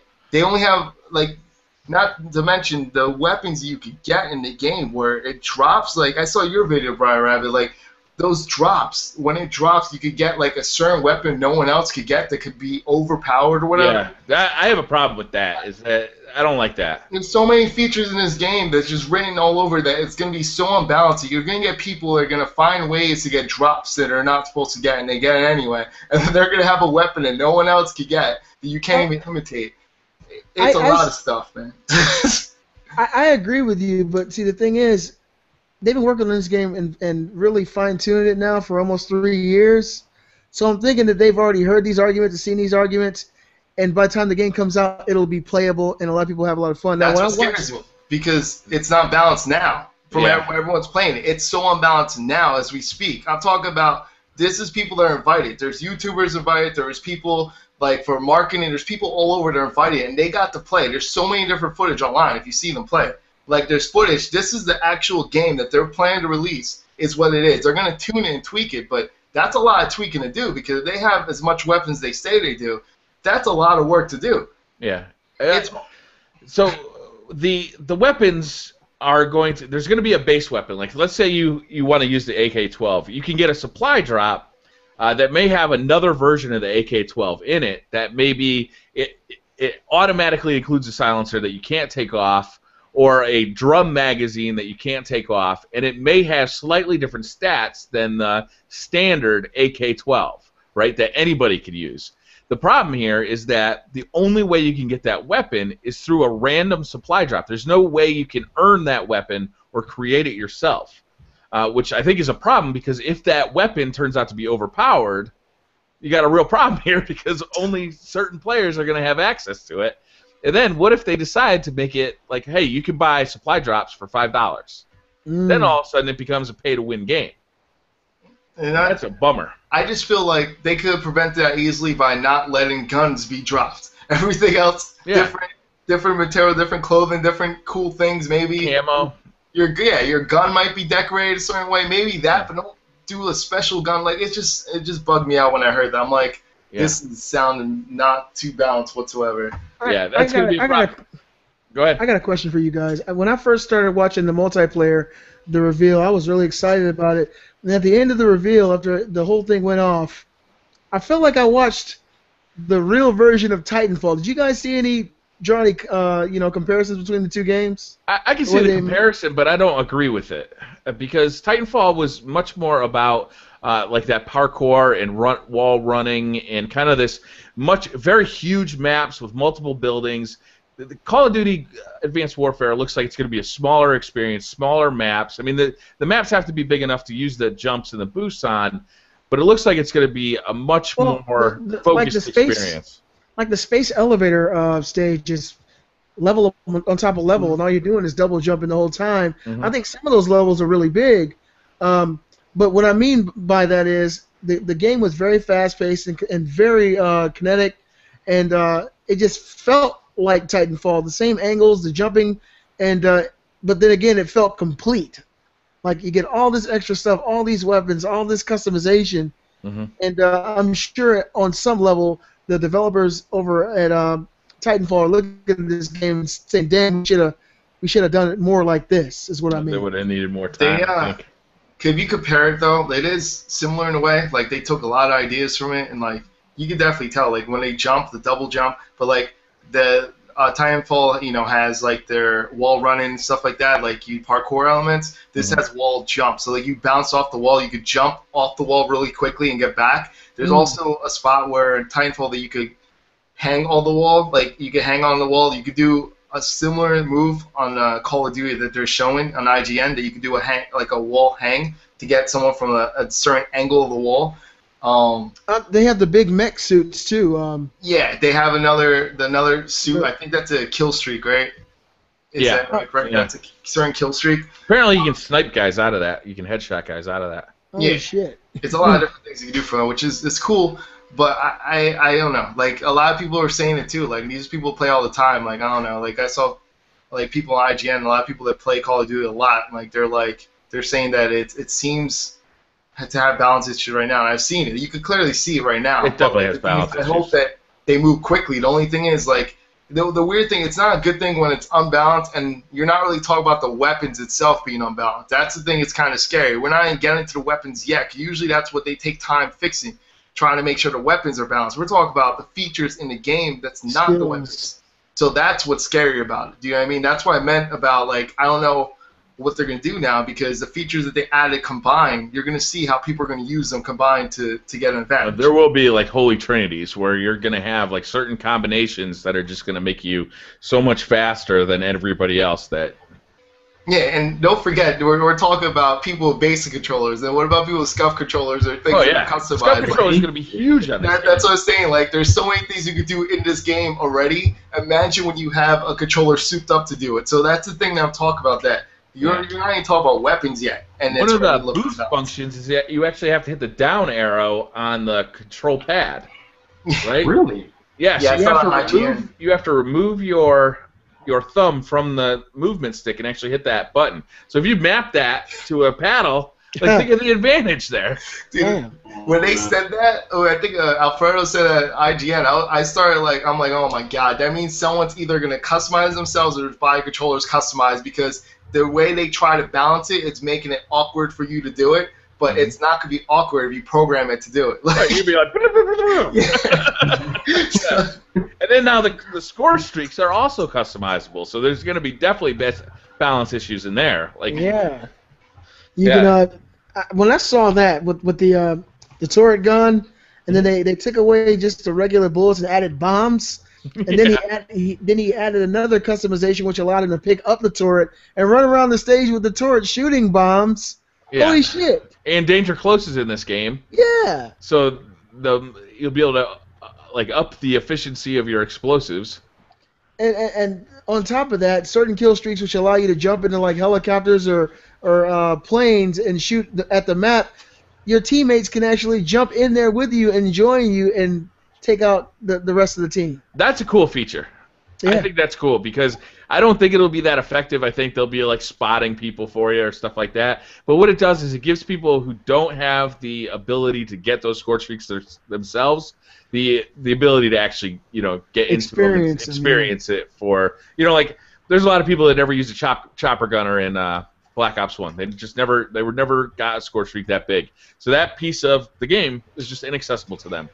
Now in Advanced Warfare, they'll at least be able to participate in it somewhat. I think that's cool. Here's the problem, though, I see, is like I don't have a problem with it per se, because I think this Call of Duty is leaning more towards the fun side than competitive side. I think it's starting to lose the competitive edge. All the stuff they're adding, it seems like they're making it user-friendly, where you could jump in, and there's so many things that you could customize to help you out in the game, as opposed to certain rules are in place already. Like you get your score streak, you're setting everything customizable. It seems like, I don't know, I still feel like it seems more like it's, I know it's gonna take somewhat of skill to do some of the things, but I think like they're trying to aim to more of like people that just have fun instead of just being just skill based. Like I don't think it's much though. Isn't that the point? Like, instead of catering to the small group of players who are competitive. I meant the competitive part about it. Like I thought that's what Call of Duty went to. Like it was all about competitive nature, but now it's like this game, it seems like it's pulling away from Titanfall in the sense that they're trying to be accessible to everyone, and that didn't work out for Titanfall in the end, or at least so far it didn't. But you know what I mean? That's why it's iffy. That's why I'm like wondering. I mean, did it do enough for me? Like, are you saying that there won't be enough skill gap to keep better players? I don't know, because I think that's a balance that we have to see after they balance it. Okay, I have to see after they balance it, will it be enough skill gap? Because right now, for the way it is, it doesn't seem like that. Because you see people just like the way it's being played right now, it does not seem like that much skill gap because there's so many flaws in it. There's people who run around, you can't do anything. There's run around with a shotgun, you're gonna kill people. Like, it's certain things that is kind of unbalanced at the moment. But like, I think that's something you have to wait in the first month and a half to see what happens after a month and a half. Like, how do people adjust to it, and if there is a skill gap or not. So I really can't answer that honestly right now. But, one thing that I saw them do that I think was great is they kind of make the game unique to each player, kind of the same way they did with Black Ops 2. Black Ops 2 had the pick 10 system. Here you get the pick 13 system, and you can put those 13 perks into whatever you want. I'm just going to have the coolest freaking UAV you've ever seen. Get the hell out of here. 13 perks on my UAV, man. This thing's going to have all sorts of cool radar options. Flashing lights and all that stuff. So overpowered. Going to have reverse. That was something in Black Ops 2 that I really liked and I miss in Call of Duty Ghosts, was that my loadout actually felt like me.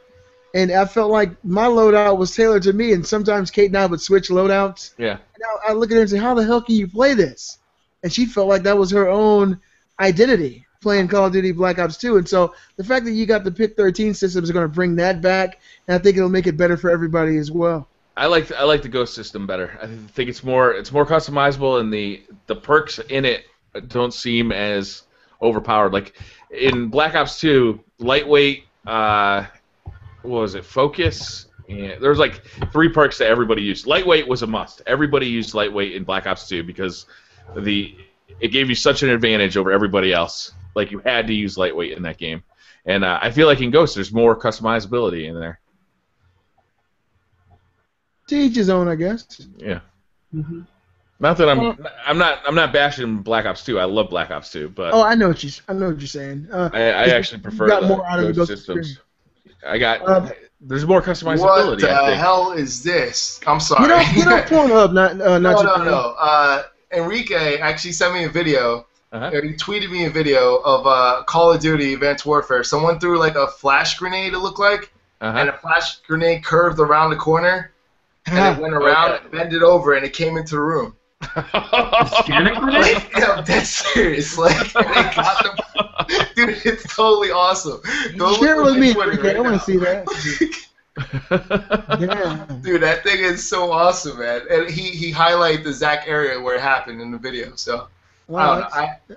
I think they got a lot of balancing issues. Oh, yeah, totally. Which is sad, it sounds fun. They've had 3 games. It's the first time they've had 3 years to make a game.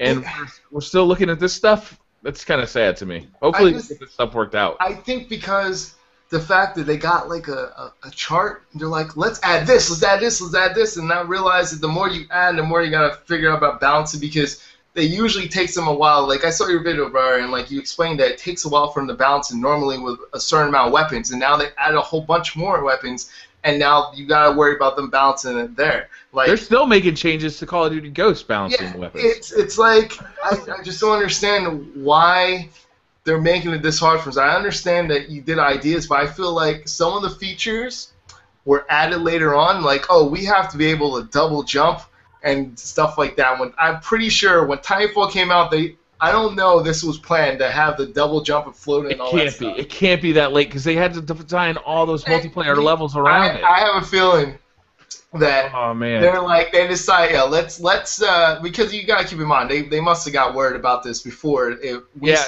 Right? Like, we knew about Titanfall probably almost 2 years ago at this point, right? Yeah, they probably knew like a year and a half, 2 years. Like, you know what I mean? So like, but still, like, you gotta imagine that some of these features that they imitated it. Like, it's clear as day that they imitated. They put their own spin because it's still Call of Duty feel to it.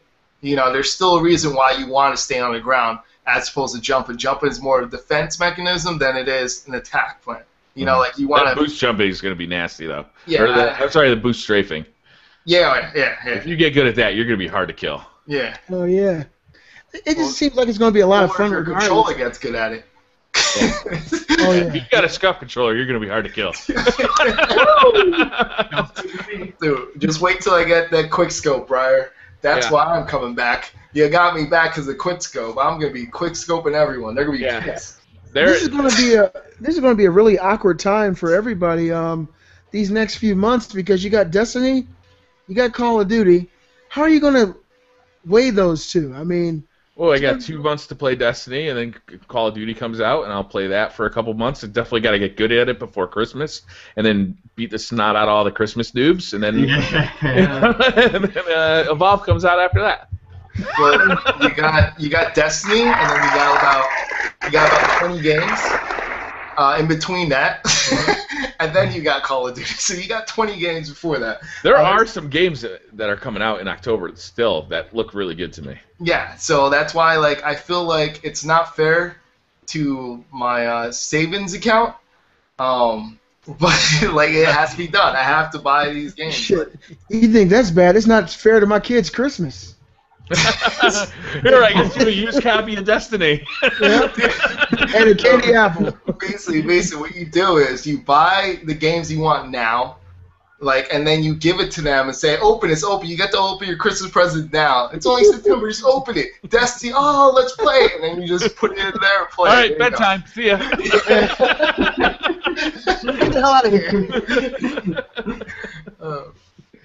It's going to be a lot of fun, though. Yeah, I'm excited, man. It's going to be a hell of a year for games. October's going to be ridiculous, man. Yeah, I'm really looking forward to Destiny. I can't wait to get my hands on that game. Advanced Warfare, I think I'm a little less excited for Advanced Warfare than I am for Destiny. Although the multiplayer, that's going to be my multiplayer competitive game over Destiny. The Crucible is fun, but not quite a Call of Duty experience for me. Yeah. Yeah, I have a question. Because do you guys feel... I saw Beasley's thoughts. He said that he felt that the game looked really good for Call of Duty. I don't know. I saw other people. I feel the same way that some other people said too. From Machinima said it. So tell me, it's high res Black Ops 2. It's not that detailed for all multiplayer, not the single player. Single player looks good. Call of Duty does that a lot. The single player looks good, but the multiplayer does not look that great detailed. I think it strongly reminds me of Black Ops 2. Yeah, I think it's fine. Well, because they're using real colors again, that's why. Yeah, that's nice to see. Ghost is just brown and green. But I meant the graphics. Everything looks blocky at times. The buildings and stuff, you look at the buildings, they're perfect edges. I like that, though, not too nerdy, because in Call of Duty Ghost, you got all these bush Wookiees hiding in corners with their ghillie suits on, hanging out in bushes. You can't fucking see them. You look right at them, and you cannot see them. Hopefully, there will be less of that crap lying around, and if you see a guy sitting in the corner, you'll actually be able to see him. You won't just scan right past him because he looks like a bush. Yeah. Hey, I haven't seen any ghillie suits in the multiplayer that I've seen. So I mean, maybe this future setting they've gotten rid of that. Yeah. And I know you hate those fucking ghillie suits, bro. Those freaking bush Wookiees, man. They kill me in Call of Duty Ghosts because there's so many people camping in corners in that game because it's so easy to do. And then they got those IEDs that you can't fucking see either. They got this little tiny ass light blinking, and all of a sudden you're beep beep boom. They saw that problem for you. They knew that he doesn't like when they can't be seen, so this time we're gonna cloak them. So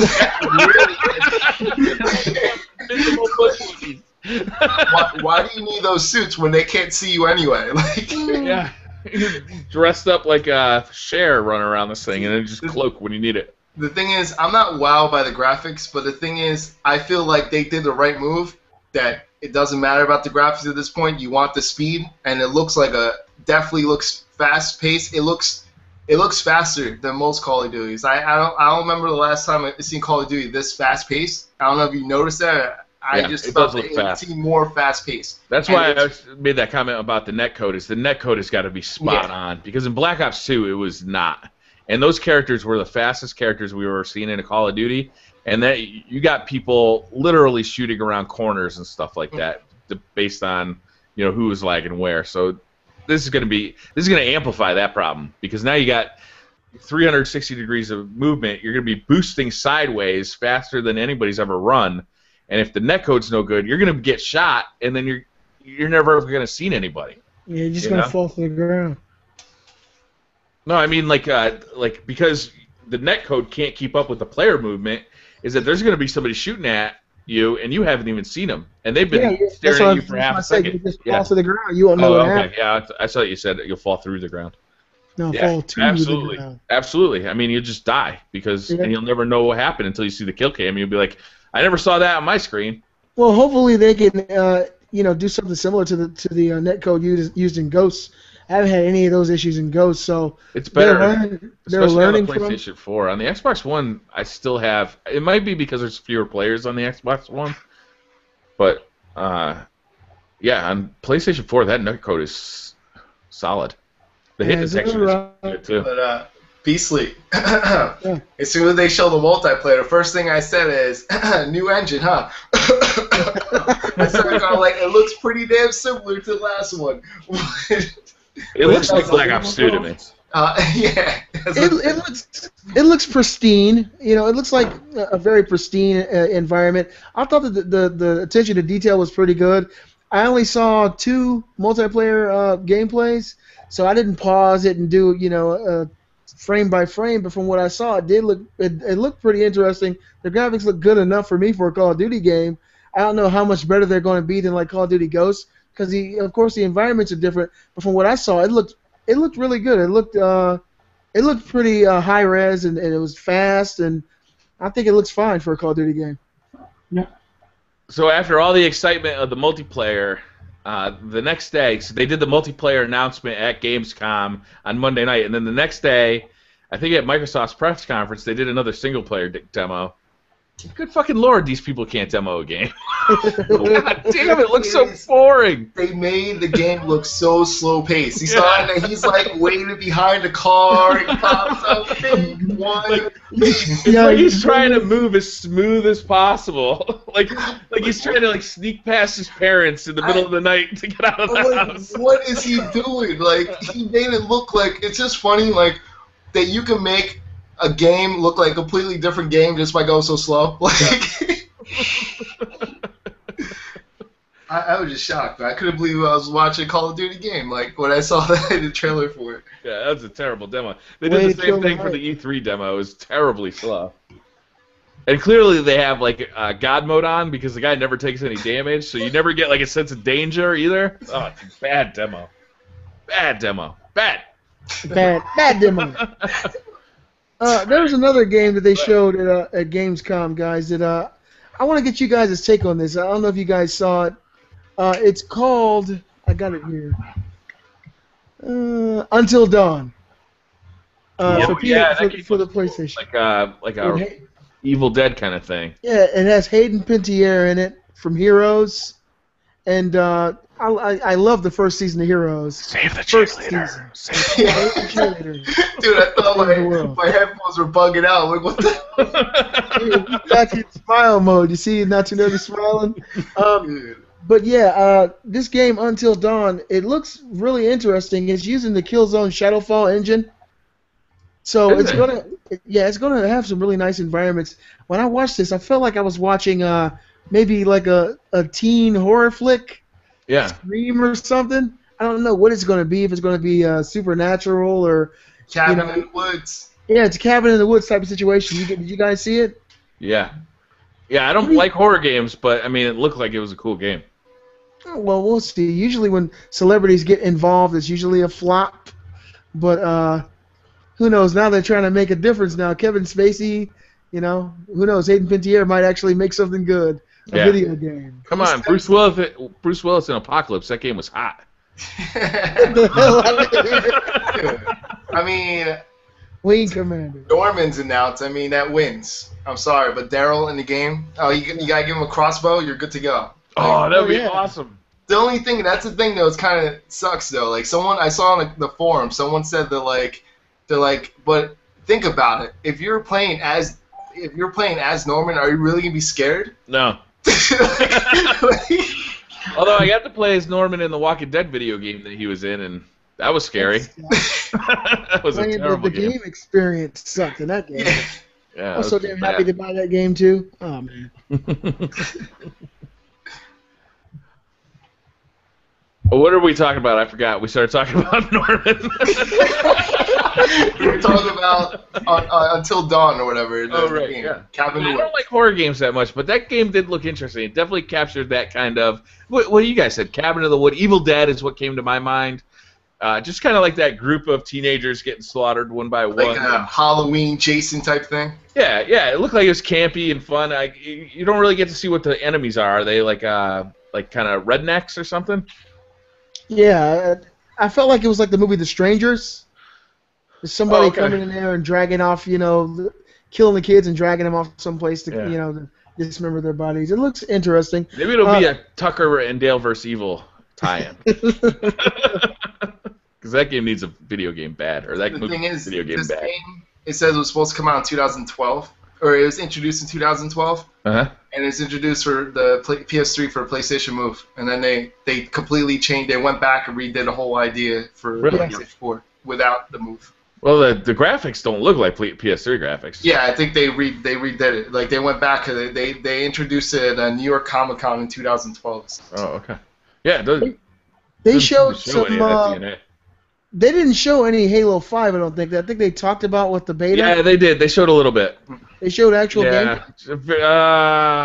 I think so. Maybe it was not gameplay. I think it's Master Chief Collection they showed. Yeah, the Master Chief. They showed a lot Collection of was Master what Chief they showed. Collection. Yeah, the multiplayer. Did They that? maybe they just showed character models from Guardians. I think, and also I think they showed like a map, didn't they? Like, but they didn't. There wasn't a playable map. It just showed like the map, like Yeah, the whole landscape of the map. Yeah, something like that. Are you guys excited for that? I mean, Guardians? No. Halo Master Chief Collection. I'm getting more excited as it goes. I'm gonna get it because I do want to play Halo 2. But I mean, even though everyone loves Halo 3, but I want to play Halo 2. But You are correct, by the way. Halo 2 is a superior game. Yeah. but I felt like it was always Halo 2, and a lot of people say Halo 3. Like I don't know. No, those people, you shouldn't listen to them. They're trying to steer you wrong. Did a mortgage broker tell you that? It sounds like something a mortgage broker would say. I'm gonna get it. I think it's gonna be good. I mean, like I said, like even though it's rehashing games, it's bringing all of them to one. So why not? Like I mean, I think it'll be good. Yeah, I kind of want to get back into Combat Evolved's multiplayer. I think that'd be fun too. Get that OP pistol out. That was a fun pistol. I'll tell you one thing, it's gonna be confusing going from like different games, but I think it's a good transition though to go from like Destiny to Halo Call of Duty to Halo. to then Call of Duty. Cause wait, Halo, which one comes out first again? Destiny comes out Oh, first. Yeah, Destiny comes out in like 3.5 weeks. No, Destiny. I mean, which one comes out before? It's Halo comes out before Call of Duty, right? Or no? Oh, I don't know. Call of Duty comes first. It's Halo's at the end of the November. Halo's like a week after Call of Duty. I think it's the Okay. 11th. So yeah. Never mind. I thought it was gonna be a slow transition. I guess I'm gonna have to go from Destiny to Call of Duty to Halo. That's Breakfast, lunch, and dinner. I'll play That's Destiny for breakfast. confusing For control lunch. layout. Yeah, that is going to be confusing. I'm still messing up. Do you remember how Destiny had it was the right bumper was the melee? Oh, yeah. I am still doing that in Call of Duty. I haven't played Destiny in like a month. I'm still doing Wow. it. Yo, I'm so excited to play the Warlock. I'm just saying though right now. Me too, Destiny. me too. I'm so after seeing it, I can't wait. You call it can't be Warlocks. We gotta switch it up. I was the Warlock first, homie. Actually, I was. You didn't play first. I played Alpha. So Yeah, I was a Warlock in Well, Alpha. my first Yeah, experience yeah. is a Warlock. Yeah. I'm going to have all three of those characters. There's no doubt about it. It's I'll gonna have take a builds for all long three. time, Mr. Rabbit. I don't know. The level cap is what, 20, and then you just 20, gotta. it's 29 or 30. It's 30, right? No, Yeah, it's 20. it's 20 for that. Then you have the light Yeah. level cap. There's level caps for light and there's a dark now that they announced too. There's really? Dark. There's supposed to be a dark side too. That So I they gotta said have they're gonna 6 characters. They're gonna explain more of that later. That's gonna be a DLC though. That's gonna be later on. That there's gonna be a whole completely new section to do as well. So And you hyped. guys, you gotta know that they're gonna make expansions that are gonna raise the level cap. This game's it's gonna never end. It's an MMO. That's basically what it is. And one day we'll be level 60 and 90. It's never gonna end. We're gonna be stuck on this game until we're 50 years old. I'm okay with that. I really like it. I mean, it's not gonna be like World of Warcraft. Big. So Mr. Rabbit, you're not willing to give 343 the benefit of the doubt with this new Halo game? No, I didn't like Halo 4, so why would I like Halo 5? The way I I feel about didn't it. hate Halo 4, but it just didn't have that magic, you know? It's weird, guys. I thought you would like that because that Halo actually felt like the most. It felt like a Call of Duty / Halo game, which that's been the one that felt the most related to Call of Duty, the Halo 4, in my opinion. The movement, everything felt similar. It felt like a Call of Duty game, which I was shocked. That's why I thought you would like that one because it felt closer to Call of Duty. Yeah, I really loved Halo. I loved Halo Combat Evolved. I loved Halo 2 with the multiplayer. I thought that was, I mean, it was revolutionary when it came out. It absolutely was. And then Halo 3, I started to fall off a little bit. That's really where I, after Halo 3, I think I played a lot of Halo 3, but by the time Halo 4 came out, I was fully involved in Call of Duty. I was not playing Halo multiplayer anymore. Speaking of which, they announced the Halo TV and all that stuff. The channels, they introduced that. Halo channel. Yeah. Halo channel. They kind of did that before with Halo, didn't they? They had like a special Halo. They revamped it. Another. They did it again. They said, "Oops." I got a question for you guys. Is anybody picking up Infamous First Light? Yeah, I got it pre-ordered. It's only $15. I never even finished Infamous Second Son. So you said no for you, bro? Nah. Too much other stuff. You don't have to finish it. It's just $15 down. It has nothing to really do with the true story, pretty much. You can play it even if you never played the game before. It's all neon, man. It's all neon. I mean, there's just so much other stuff. It's cool that you're playing a different character, but I feel like it's a character that you already played the powers for. You already had her power, so it's gonna be. I mean, you're gonna see from her point of view, which is cool, but at the same time, like I feel like the thing that sucks about it, I wish they picked someone that you had not seen the powers to yet or experienced the powers. That's the only thing. Cool. Even though Neon was my favorite powers, so I'll tell you that right now. Neon was my favorite powers in the game, and that's why I feel like I'm not too excited about it because I played most of the game with Neon. I try to beat everyone with Neon, so that's why, like, to me, it's like I played the whole game mostly with Neon powers anyway. But what do you think, basically? I'll probably get it. I enjoyed Infamous when I played it. It's just that I felt after I beat the game there was nothing else for me to do. And so it was one of those situations where there was no replayability for me, just going around destroying the DUP trucks, and that was it. You know, finding characters with walking around in a certain area. There just wasn't enough. It didn't have a tail at all. It was like a Doberman Pinscher. The tail was like that long. It would have been a perfect rental game. Yeah, it really would have, and it had a lot of hype. The game is a fun game. Had great motion capture and acting. But there just wasn't enough after you beat the game. After you beat that final boss, I didn't even want to play anymore with the Earth power. It just wasn't enough for me. But I played again. I mean, that's the last game I platinum. I think like it was if you played both sides, you see how different the stories are. Like the story is completely.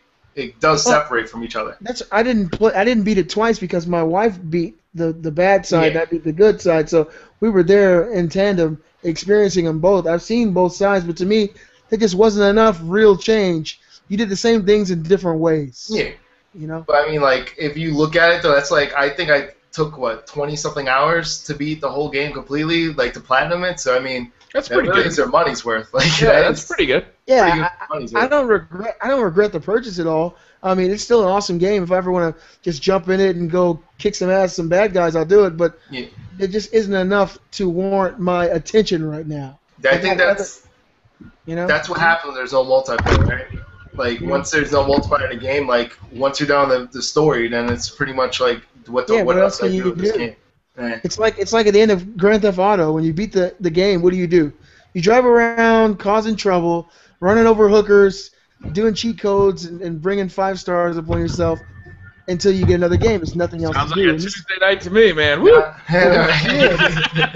Are we still talking about the game anyway? This game didn't even have that much. It's just nothing really to do other than experience the powers, running up and down buildings, flying across the city, and the non-player characters don't even exist in the game. You can't go to certain parts of the city and do side quests. It just didn't exist. So to me, after I beat that game, it went in that box, and I haven't pulled it out since. I didn't even finish it. It just didn't hold my interest. I don't have it still. Since I beat the platinum, I got rid. But like, I gave it away. So. You guys ready for a dumb question? Sure. I'm always ready for a dumb question. All right. I'm gonna start with Robbie first. Robbie, you still there? I don't have video of you, but I think I hear you. Oh gosh, I'm nervous. All right, yeah, I'm here. Ratchet and Clank's there, in case you're Robbie, tell me what the best current trend in video gaming is, and tell me what the worst one is. Did I really say Ratchet and Clank? I just realized that. Sorry. Continue. That We is can still Ratchet hear and you Clank, isn't masturbating. We can still hear you masturbating, Robbie. Yeah, Because we okay, can't see you leave it doesn't alone. mean we don't know. Yeah, this got creepy all of a sudden. As soon as you said that, I was like, wow, I really can't see what he's doing. Stop. I can hear him. He's playing with that long joystick again. Long dome joystick. That's the fun over here. Is it black? Oh. Yes, it is black, of course. Both of them are black. All two of them. Oh shit! Just answer the Very damn cool. question, man. All right, but best and worst trends in games. Yeah. Worst trend absolutely has to be like microtransactions and pay to win and all that. That shit needs to die. I can't stand that. Mhm. Like, especially in Call of Duty Ghosts, like they have the DLC camels and stuff like that. And most You of them don't aren't like even that? that good. Like that is bullshit. Yeah, just stop doing that. I don't know. I don't mind it, Robbie, as long as it doesn't affect the outcome of a multiplayer match. Like I don't Yeah, really that's- care what camo you have or if you bought it or whatever. Like it doesn't matter to me. But if you paid for a gun that's better than mine, that's a problem. Wait, That's what's true. the question again? Best and worst trends in video games. Okay. Current video games. So a best trend. Best trend. Best trend. What's I the got my best? answers. What's the best trend in video gaming I understand English, just letting you know. today? But yeah. Not tomorrow. Today. Today. Today. Best trend So yesterday. in okay. video gaming. Today. I don't know. I guess I don't. I guess I don't. This is getting real creepy real fast. You want to take a pass on the best one? I don't really know what to say. Maybe I don't understand it well enough, or like. Well, I'll give my answers. All right, and then Brian. you can, Yeah, come all right, back. Enlighten the folks. for me, the worst trend in video gaming is the dance peripherals or the band peripherals. I think that Drums. trend's over, though, right? That's That was one of the worst. 2000. Yeah. To me, that's one of the worst trends I've seen in gaming. To me, one of the best trends. I fucking The one that- loved Rock Band. I did for like 20 minutes. Yeah. It died out. But to me, the best trend in gaming is annual subscriptions to things like PlayStation Plus and Xbox Games with Gold. I think that stuff pays for itself, and it's so much value, especially the fact that you don't know what you're going to get, and you're always excited and pleased with PlayStation Plus. So I think that annual subscription services are my favorite new trend. I like the trend of getting free or getting stuff with that because I paid for years. It says on my Xbox One when I log in that I've been a member of Xbox Live for 10 years now. Holy shit, are you that old? Yeah. You're an old guy. He's exactly 10 years old. I've had Xbox Live as long as my kids have been alive. Wow. Jeez. And I remember when they first started Xbox Live, I thought it was going to be a fading fad. Because, I mean, the Dreamcast you could plug in your internet connection to the Dreamcast and put that ridiculous disc in there. I thought that crap was going to go straight out the window. yeah. Little did I know. I wonder if I still have that disc because I'd love I to do. try and use the internet with that. Yeah, Make a right. video trying to use the internet. That'd be a funny video. Get a pop-up saying, what the hell are you doing? All right, so you went with Rock Band. Rock Very Band current, very peripherals. current. I mean, if I could think of something now that's a bad trend. No, that's fine, because you're going to take my answer. Yeah, that's a good point. Okay. Not too nervous. Like, no more. Okay, you're good. You're good. All right, good. All right, go ahead, Not Too Nerdy. What do you got? I forgot mine now. Hold on. Best show All right. on the internet. All right, Beastly Gamer, go ahead. No, I got We're it. all off track. The worst trend Yeah. is microtransactions. Yeah. Yeah. And I'm not talking about DLC. It's the difference between download content and microtransactions. Microtransactions like hurt the industry where you purposely like pay the win and stuff like that. That's just not right, and I think that hurts the industry, and it's unfair. You know, there's a reason why they're needed in things like cell phones, because you can't, you know, once they download an app, that's it. So like, there's incentives for make people keep paying you for what they're playing. That makes the free-to-play model. Yeah, but when you're doing it on a console or PC, it doesn't make as much sense, you know. And I don't think it's right. There's some exceptions to that when you have someone like get like stuff that doesn't affect the game, where it's things that are just cosmetic stuff like that, then I think that's fine. But when I got no problem with that either. You know, when it's something that actually alters the game and you feel like you have to get it, otherwise you're not going to do well, then I think that's wrong. So microtransactions is, you know, not that good. Oh man, I can't believe I forgot the one that I was going to say for what's a good trend in the industry. Oh no, I really can't remember what I was going to say. Oh man, I should have wrote it down. You and Robbie are awesome. So between Robbie and Not Too Nerdy Entertainment, we have a complete answer. Yeah, I had it in my head though. We'll combine our answers together and make one. Sweet. See, we can see Not Too Nerdy. He's frozen on the screen. We can't see Robbie. I gotta look it up. I think someone else should go, and then I'll go. All right, I'll go ahead. If I react upset, then that's because you took my answer. My favorite thing that's going on in gaming right now is the multiplayer aspect of gaming. You know, we're getting these huge campaigns that you can play with your friends, like in Destiny.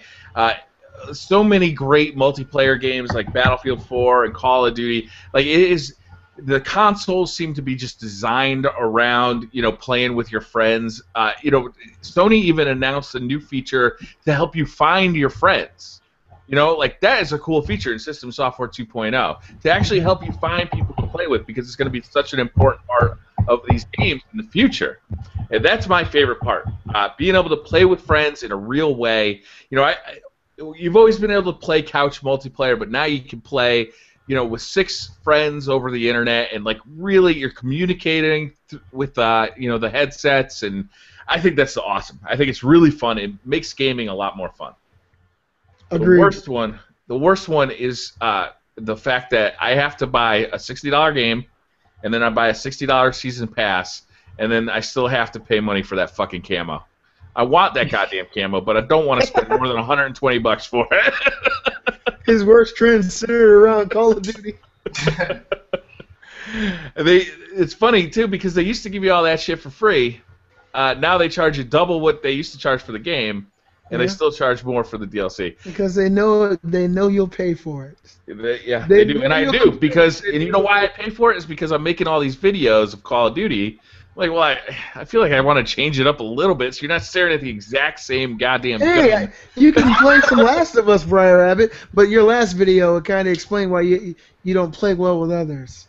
So, I remember mine now. I remember the good thing in the industry right now is I'm gonna say beta testing, because it helps both the developers that it gets a test, and it helps people try out the game to see if this is what they really want as well. And like, it's a win-win for both sides, because then when the game comes out, like, you know, it should be better than what it would have been before it was out. And I think how about paying for early access, like in DayZ? What do you think about that? That's different. Not something you pay. I think I went over that last time we talked about it. No, like, you pay for it, that's ridiculous. I'm talking about free beta, even if it's like where you have to pre-order the game first in order to get beta access. It's still a win for them, because you can always cancel a pre-order if you don't like the game. You know, it's a win for you, because you get to test it out before, or you should know whether or not you like the game or not beforehand. And that's for you. And on the other side, for developer side, it helps them determine, like, the servers. It gets their servers right. It gets to see balancing issues that they're going to need to worry about. It helps everyone in that sense. So I think that's a good pick. I like that one. I was going to say... I want Sony dropping bombs. Every time they have a conference now, they give you a free game to play right afterward. Yeah. I like that trend. That's cool. 9 to 5 asked a question, by the way, in the comments. Yeah? He says, I got a question. Okay. We got that part. Usually that would solve by having a question mark at the end of the sentence. I'm sorry, guys. I had to mute myself. My wife was asking me about fried chicken. I had to give her my complete attention. All right, so what did 9 to 5 gamers want? 95 said, do you guys feel the only reason Tomb Raider is timed exclusive and coming holidays next year is to compete with Uncharted? No. Do you think? I don't know if that's the answer, but Sony did sell Square Enix shares. Maybe someone's a little upset about that and said, "Fuck you, Sony." It's a good thought, though. I hadn't thought of it. Well, I think because I heard when you said that, I was like, maybe I could be, but for the most part, remember they're working closely for Kingdoms of Hearts, and I know Sony's getting stuff for that exclusive too. For Kingdoms of Hearts, so I don't see that being a big thing because they're going to get exclusive content for Kingdoms of Hearts. So I don't. Makes sense for Microsoft to have an answer to Uncharted, though. Yeah, that's why I know. I think that's what 9 to 5 says. I think that's what Microsoft's looking at it. I need something to compete against Uncharted. I don't think that's. I don't think that's a good competition there, though. You don't think so? I think the first Tomb Raider was awesome. The first Tomb Raider was awesome, but on the level of success and notoriety, it can't compete with Uncharted. It's a demonstrably better game than Uncharted 1 and on par with Uncharted 3. I think that the old Tomb Raiders, and when the height of the Tomb Raider's success, I think that would have been a good competition against Uncharted. But now I think just the popular Uncharted is too much of Tomb Raider, even though Tomb Raider agreed moved up. The game was good. I just think that it was spectacular. I think that game was spectacular. The game was good. Don't get me wrong. The game was good. For sure. It just seemed like it was lacking. I don't know. There's more suspense. I feel like Uncharted just had more suspense. You're on the edge. It felt like you're in the movie still. That's a difference. Tomb Raider slowed down sometimes, and you didn't feel closely related to character. I felt Uncharted, you're always at the edge of your seat, and you're part of the movie. Uncharted 2, I agree with you. Uncharted 2, Uncharted I've never 3 felt. Mechanics pissed me off, but yeah, Uncharted 3 was a step back. It was still a good game. Yeah. I liked it a lot, but Uncharted 2, I've never felt like I was involved in an action movie like that. I was constantly surprised with the set pieces and the level of interactivity. And do you guys remember jumping from truck to truck? Yeah, Toward the end of that game, I was like, holy shit! This not only does this look amazing, but it feels amazing too. It really feels good. Or oh man, that game was good. I like Uncharted 3, that plane scene though, when you're in the plane. You're climbing up it? Yeah, that was cool. This is my thing though. With the Uncharted name in itself, everybody knows what Uncharted is. It's got a huge following. And then they just Naughty Dog showed actual, in-engine stuff of what the game could look like. That game looks unlike any of the previous games. It's a total overhaul graphically. So with all the notoriety the game already has, everybody's expecting this shit to come out and just be mind-blowing. They haven't shown anything like that with Tomb Raider. We've already seen the definitive edition, so people are probably expecting more of that. That was a PlayStation 3 and Xbox 360 game, though, just up-resed. Yeah. I know. We don't know what next-gen Tomb Raider will look like. Well, the problem is it's not just next-gen, though, because it's also Xbox 360. It's going to be on the old, too. That's a good point. That's a good point. What I'm saying is that this new Uncharted game is going to be PS4 exclusive. They've already shown it. It can't be done on the old. And we've seen the Tomb Raider Definitive Edition. That's the best that we've ever seen in a Tomb Raider game. Yeah. And I just don't think those two can stand neck to neck. I just don't think they can. To be honest with you, I think we can all agree on this. If you have to pick between Tomb Raider or Uncharted, Indiana Jones wins. Yes, absolutely. not the Crystal Skull, though. No, that shit didn't happen. That's what are you talking about? Yeah. I had a nightmare. Sorry, guys. George Lucas died in 1989 and has not done anything since. Wow. There was also no Highlander 2 while we're speaking of it. Oh, yeah. Should we wrap this one up, guys? Yeah, I had a lot of fun, man. Always do. I love my Sundays. Anybody got anything coming up they want to talk about? I just did a new video. I think I got a new series that I'm getting ready to start. Yeah. It's called What's Up, and What's up, baby? What's Well, up? let me be a little bit more hood. What's up, cuz? Oh, okay. This series is going to be I don't get the gong for that. Yeah, I don't know. I don't know what kind Try of to make it guns more are they smoking in dramatic. Canada. Everybody want kung fu like What kind of weed do they have in No, the Canada? problem is it's delayed too when I hit it. It's kind of annoying, but yeah. But this new series I'm doing called What's Up is going to be about the situations and ills of the world, things that I see every day, and stuff that everybody should notice, but it appears that nobody does. The video that I'll be uploading after this show is it's called What's Up with Music, and it's talking about what music has come from. You know, I grew up in the Are you going 80s. to talk about where the New Kids on the Block is gone? Because I miss them dearly, and I don't understand what's up with that. You can see Marky Mark in the latest Transformers movie, which you've already seen. So that never happened. But it's talking about where music has come from, where it's gone, and why I'm so depressed about it. Make sure you guys check it out. Everybody who's watching the show, check it out. Leave your comments, and if people like this new series, I want to move forward with it, and I think it's going to be a lot of fun. Cool. I'll definitely check that out. It's going to be live after the show? Yeah, and it's face cam with The Last of Us. You get to see some awesome gameplay, Base cam with The Last of Us. Did you paste your face on Joel's body? just like this. It's way too creepy. Creepy All right. shit. two things. Even if people don't like it at first, stick with it until you'll attract people that do like it, and then just keep. Oh, yeah, new There's, series always starts slow. Yeah. there's something that I've been thinking about for a long time. It's a new channel. Of course, I'm not there yet, but my new channel is. I already have the name known and everything. And once Don't say it. I'm not, sir. once I get the following that I feel that this channel deserves, I'm going to start that new channel. And it's going to be about this kind of stuff totally. So I'll have two channels one day. Okay.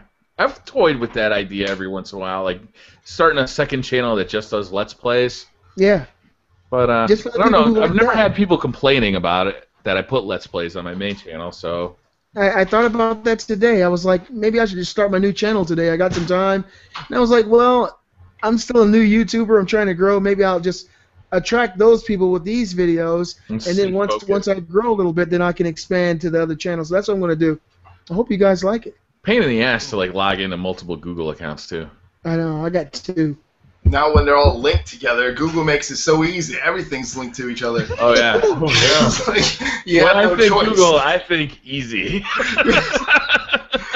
That's like, Like, are you sure you don't want to sign to Not Too Nerdy ENT today?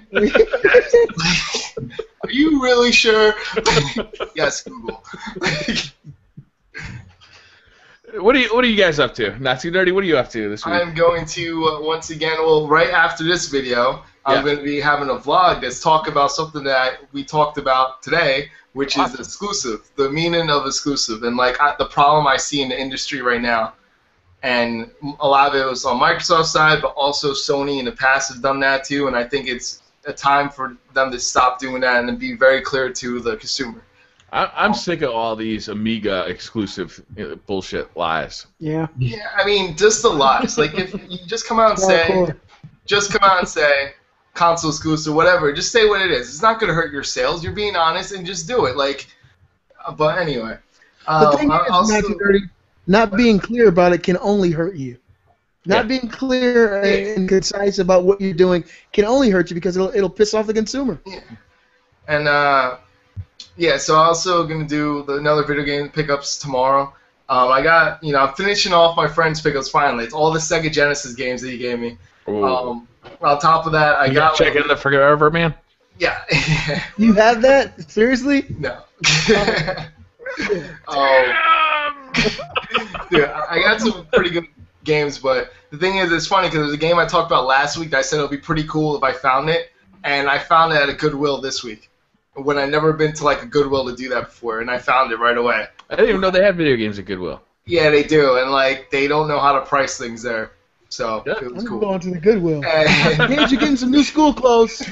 I'm finally gonna have the one video. I'm almost done editing it, but it'll be up next week, and it's gonna be the summer movies, and I'm gonna discuss all the movies about like a couple seconds, like 30 seconds for each movie, and I'm gonna say which one. And like, I'm not going to announce a winner, but I'm going to ask people which one's a winner, and then I'm going to say which one I feel is the best video of the summer. If you pick anything besides Guardians of the Galaxy, you're objectively wrong. Well, I'm gonna rank them though. So I'm gonna ask people. You should let the people vote. It's You're gonna the be voice of the people. Let the people vote. What was that? Have you looked at a list of our presidents? That is clearly not a good idea. It's true. But Yeah, I'm gonna do that to see what it's like. I'm gonna see next week if I might do unbox video. I have no idea if I'm gonna get something, but I'll find out next week, and that's pretty much it. I mean, I'm just still waiting for Destiny. Really not too much to do. Yeah, 3.5 weeks. Robbie, what do you got going on this week? just I don't know. I just want Destiny to come out. That's all. I don't know what else. It's just Destiny in my life. That's all I need right now. Just Destiny. And that's all. I've been playing a lot of the Call of Duty Nemesis DLC. Have you guys seen any of that? It's fun. I really like Gold Rush. Gold Rush is, I think, my new favorite map in that game. I was gonna say I like that Donkey Kong level. Yeah, the minecart. Yeah. Minecart madness. Yeah, there's like you can find Short Round's hat and Indiana Jones's whip in there. Really? Yeah. Seriously? Yeah, it's in there. The level is fun though. There's multiple levels. It's got a elevator to go between them. It's a fun level. I really enjoy it. They brought back a Call of Duty 4 map, Shipment. That map is stupid unless you're playing like a 1v1 though. Like when you have 12 people on that map, it's so small that it just feels completely random. Imagine ground war on that map with 18. Oh man, it would be insane. Brian, I saw your one video and I was wondering. I didn't know that you could die. Like in one of the carts, your teammate was in a cart and you were like standing there and like you wanted to shoot someone else and you got ran over. Yeah. Yeah, that's not the first time I've gotten run over by those fucking things either. That's funny, dude. Like I knew that cart was there. I don't know why I didn't strafe out of the way while I was shooting the guy, but apparently my brain was full. No more input allowed. Now loading. Yeah. That's cool though. They got like a new sub base level too. That's pretty good. I like it. What was the third one or the fourth one? Oh well. Showtime. Yeah, Showtime is the Shipment remake. Then the Call of Duty or the base. The Dynasty. Dynasty is cool. It's like this. It reminds me of Castle from World at War. You remember that? It's like this is Chinese, but it's like this Chinese town. It's all like real sharp corners and close quarters battle. It's a good map. I really like the new maps. So yeah, that's what I'll be doing this week too, because Destiny comes out in 3.5 weeks.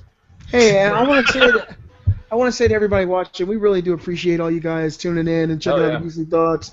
It means the world to all of us. It premieres on Briar's channel, but from time to time I put it on mine. Not Too Nerdy puts it on his. You guys comment, let us know how much you like the channel, the show, and make any suggestions you guys would like to see or want us to talk about in the future. But from the bottom of my heart, from everybody else here, we want to thank everybody out there for checking out the Beastly Thoughts show. It means a lot. Thank you guys so much. Sounded like we just ended like an episode of Full House. I don't know if you realize that. Holy shit! Thank you, Uncle Jesse. All right, I'm gonna go listen to Marky and the Funky Bunch. Oh yeah.